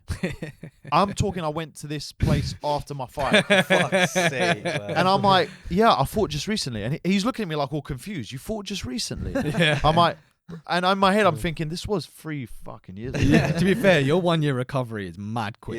Yeah. Because I saw what you did, and I was like, to come back within, I think it was a little over a year. I'm like, that's fair play, man. You put the operation. The surgeons were Yeah. amazing. The Lars graft, like I said, this special synthetic ligament. mental, man. It was So from being cut, injured, and all that shit back to the UFC in 16 months. Yeah, That's nuts. That's Like nuts, even man. to me, when I look back at it, I'm like, You sure you didn't jump out the USADA pool? and like, do you know what I mean? I got myself some secret Secret juice. supplements, you know what I mean? Secret juice. See the secret juice. I've been taking a visit with Tapala. yeah. Nah, but Yeah, that's I'm nuts, like I say, even me when I look at it, I'm like, but like I say, it's the power of the mind. Yeah, man. It's the really good fit. My physio. I need to get a recommendation on that physio. I got some dodgy knees, bro. I need some help. Shout out Distinct Physio, Leanne. Alright, She's been helping me out for years, and she watched the operation. She got me back to full form. So it's like, yeah, and even when I had my shoulder operation, she helped me with my physio there. So it's like, you got to thank these people that have been looking out for you your whole time, like Leanne. So Was your dad with you the whole time as well? yeah. Like like I say, if it wasn't for my dad, I wouldn't be where I am. Yeah. And all the life lessons. It's funny. I look at him now, and we're like best mates. Do you know what I mean? That's I good, take man. we're always hanging out. We're always laughing. We're always I feel like. Do you know what I mean? It's a very, very dark and sad thought, but I don't even want to. It's like some people don't have that close relationship with their parents, but Yeah. I genuinely get so sad thinking about. I just don't want him to leave. You know what I mean? Like beautiful, man. I get very sad thinking about that. Like Very because- relatable, that. but because he's everything to me, Yeah. and I just wanna make all of his hard work. I feel like this is how the arc goes, right? He's again always been this character to be nice, to be loving, to be caring. He's got fucked over a load of times, but he's put all his effort in his son, Yeah, man. and he's been waiting for that time that the life that he had in Lithuania would come back. Like the good things, the good life. You know what I mean? The things like having lots of money and doing this and that, and it's like, don't worry, Dad. Yeah. It is coming. Mm. Now it's going to be your son that's going to do it. Yeah, man. When it's almost like his cutoff point before he retired, just before the UFC came about. Sure. Who knows if he would have went to the tournament, what would have happened? Yeah. But okay, now your son's living on the dream. Yeah, So yeah. it's like, I definitely, like I say, I just cannot wait to make this all come back, like sort of full circle, so that I can give him the life that he really deserves. Yeah, Do you know what I mean? that is relatable, man. And that's 100%. that's something that I know can happen. And like Yeah. I say, the universe is coming into play. It's such a beautiful thought. I love Yeah. that. I can't lie. Because that relationship could have gone either way, depending on how you raised you. 100%. And it definitely does Right. a lot of the time. So that's good to hear, man. Yeah. 100%. That's beautiful, man. Yeah, That's no, beautiful. like Roy Jones and his dad. I mean, it went tits up. You know what I Yeah. mean? Eubank. Eubank as Mhm. well. That went tits up. Yeah. This is one thing that I'll definitely mention. Yeah. That I feel like this is the reason when you're stuck in your ways Mm-hmm. or you're stuck in your era, that's when it becomes unrelatable to your son, daughter, your child, because they're in a new era. 100%. Times have moved on. 100%. One thing that my dad has never done is stay stagnant. That's good. He's always a big fan of the old school, of course, Yeah, because yeah. those moves work. Yeah. But obviously times have changed. He's Yeah. always adapting. That's He's good. never stayed stagnant. If he stayed stagnant, our relationship wouldn't be where it is. Mm. That's Because good. I'm like, Dad, I need to do this, or Dad, I need to do that. Yeah. A lot of the times I'm like, Dad, I need to do this, realize it doesn't work, and then I come back to him and then he's like puts me back in. But he was the one who told me to do strength and conditioning when I lost my first 2 fights. Yeah.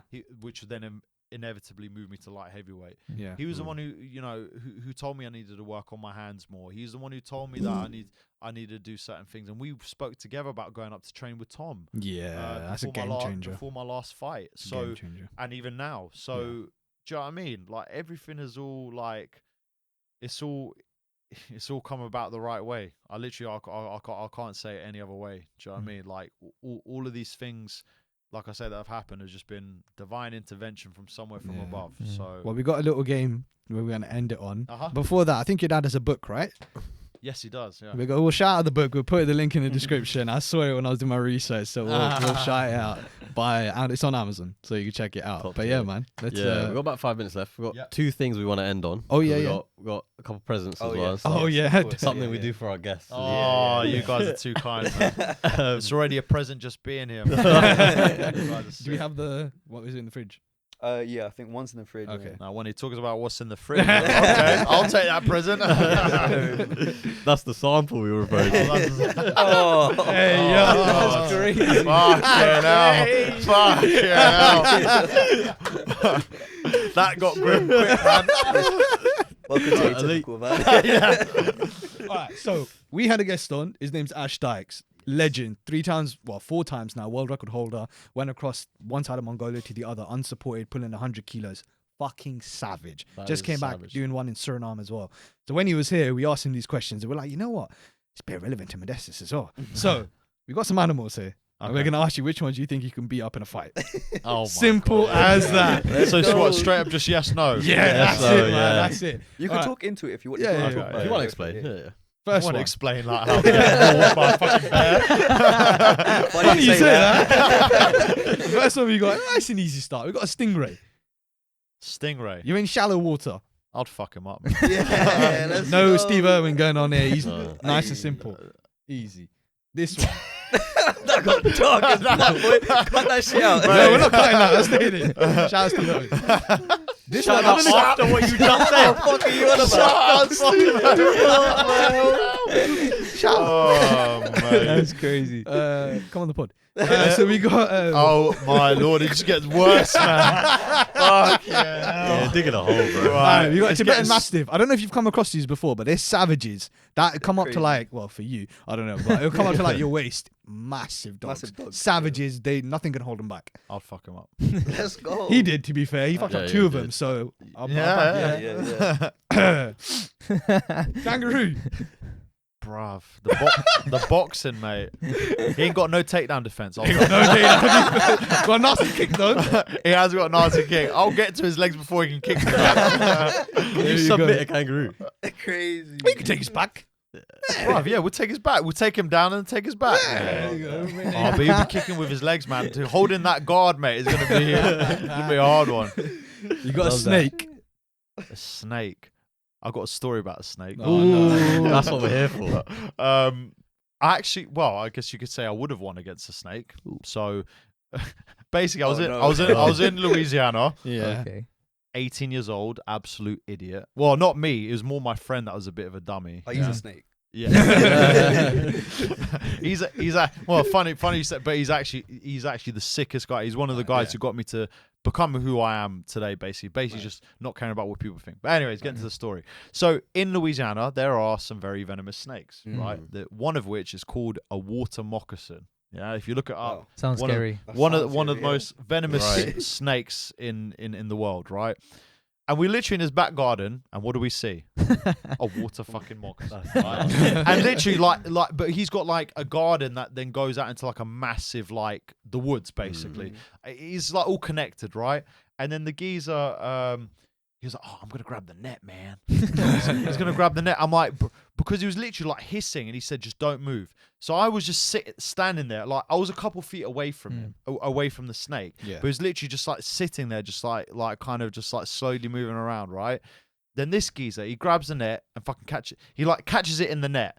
And I was with my other mates as well. And literally, he lifts it, as he was putting the net over, it was like this, like fucking striking up. I was like, bro, like what the fuck? And this geezer was so cool. Oh, we just pick it up. We just move it around. He's like, hey, look, we've got a water moccasin. I'm like, fuck you know. I was literally standing way back, but he got it in the net, right? And like an idiot. So there's his house and the next door neighbors. There's kids in the next door neighbor's house as well. Yeah. This idiot, Nah. yeah, he looks like, oh yeah, but we can't kill it. lets it go. I'm like, what? And now I'm talking, this thing was fast. Yeah, as fuck. yeah, Like yeah. literally just like disappearing. It disappeared into the woods. But I'm like, bro, what Oh, if okay. that snake went towards that house? That's what- We're yeah. over there. Yeah, That yeah, is yeah, not yeah. a good look. That's crazy. But the fact that we got it in a net. Oh, do I have a net? nah, it's your bare equipment, hands. No equipment. I It's think, gotta be I just- think the viper would. Stop. Is it poisonous? Yeah. Is a viper poisonous? It will be in this sea. Oh right. Why right, in this right. scenario you have to fight a water Oh, moccasin or whatever? Oh. King Cobra, mate. You got experience. You got It's experience. so you got prep. fast, though, man. Yeah. I would say I'd have. Yeah, I wouldn't be able to. Do you say think that, you'd I have the don't think. technique to catch it in the net? In the net? Yeah. That's bro. All you got to do is just sneak up on it. Whoosh. Speed Alright. attack, man. Well, Speed alright. attack. We'll quick fire the last Nice. couple because it might be a bit more obvious. A wolf, just a singular one. Singular wolf. Yeah. Yeah, I'll take it. Yeah, for Yo. sure. What we got left? Oh, that's the last one. People are probably going to be saying in the comments, "Jesus fuck, You got one of these, black bear. fuck no." How long do you think you'd last? That bear is eating me, man. Have you seen it in? There's a film, Revenant. Revenant. Yeah, Yeah. right. bro. With DiCaprio. Yeah. Well, let's give the gifts. Yes. Oh, Give yeah, the yeah, gifts. of We got course. one. So of the- firstly, grab that. Yeah, As yeah. we're all brown men, us four are brown men on the podcast. 5 brown men. I mean, you can join if you want. we do. I need a Asian, tan, man. Same. There's a little bit of Asian hospitality there. We got some some sweets Asian and- snacks. Obviously, Yeah. give them to whoever you want. Oh, if you mate, can't- I know that's you're lean amazing. all the time, so It's only 4 in there, so hopefully you're not Only in 4 fight in there, camp, but so yeah, these are hopefully it's few. okay. Oh, mate, Yeah. thank you so much. Yeah. Thank you, guys. Do you mind if I take a little sneak? Oh, peek? yeah, yeah, go yeah, for yeah, it, go yeah, for it. I'll absolutely. take a little. Oh, I should open somewhere. it might be sellotape. It might be taped. We got it. We got it. We got it. We Not got gonna it. fall We got out, it. We right? got it. No, Alright. that's good. Oh my lord! Yeah, that there you looks go. amazing. There you Yeah, go. they're good stuff. Oh, that That's good. smells amazing as Yeah. well. Yeah, the sugar's nuts. Don't underestimate the calories. Oh yeah. Those will be all gone in an hour. Lovely. Back to my fucking eating disorder. back to middleweight. Oh. And one last present, as you are the Baltic Gladiator, we've got you a little. It's cheesy, but I think you like it. Oh, It's a mate, little that is- Baltic Gladiator. that is so sick. That's for you, bro. Oh, I know what mate, you're gonna thank do you with it, so but- much.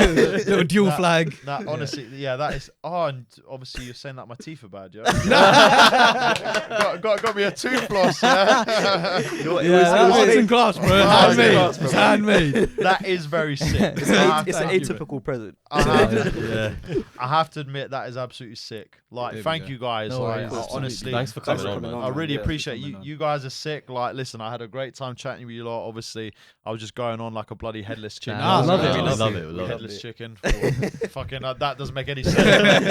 Anyways, it is what it is. Yeah. But yeah, nah, you guys are sick. I really appreciate you lot, and hopefully we'll have this conversation once Yes. again once Yes. I'm the UFC champion. Oh, Absolutely. 100%. Absolutely. And we'll put Yeah. the belt up on the wall over Yeah. there. 100%. Just for the Yeah, episode though. We'll take you. We'll take you. Well, there you go. Thanks, man. Thanks for coming on. Yeah, And, thank you so much. Yeah, that was another episode of Atypical. Thank you very much to our guests for coming on. And yeah, boys, catch you in a bit. See you Take guys care. soon. Thanks. Thank you very you, much, bro. guys. Yeah. Appreciate Cheers, you coming bro. on, bro. Thank you very no much. worries, man. mate. You guys are sick. Honestly, all you guys, like, I had a great time. Yeah, you guys are amazing. Yeah. Thank you so much. Yeah.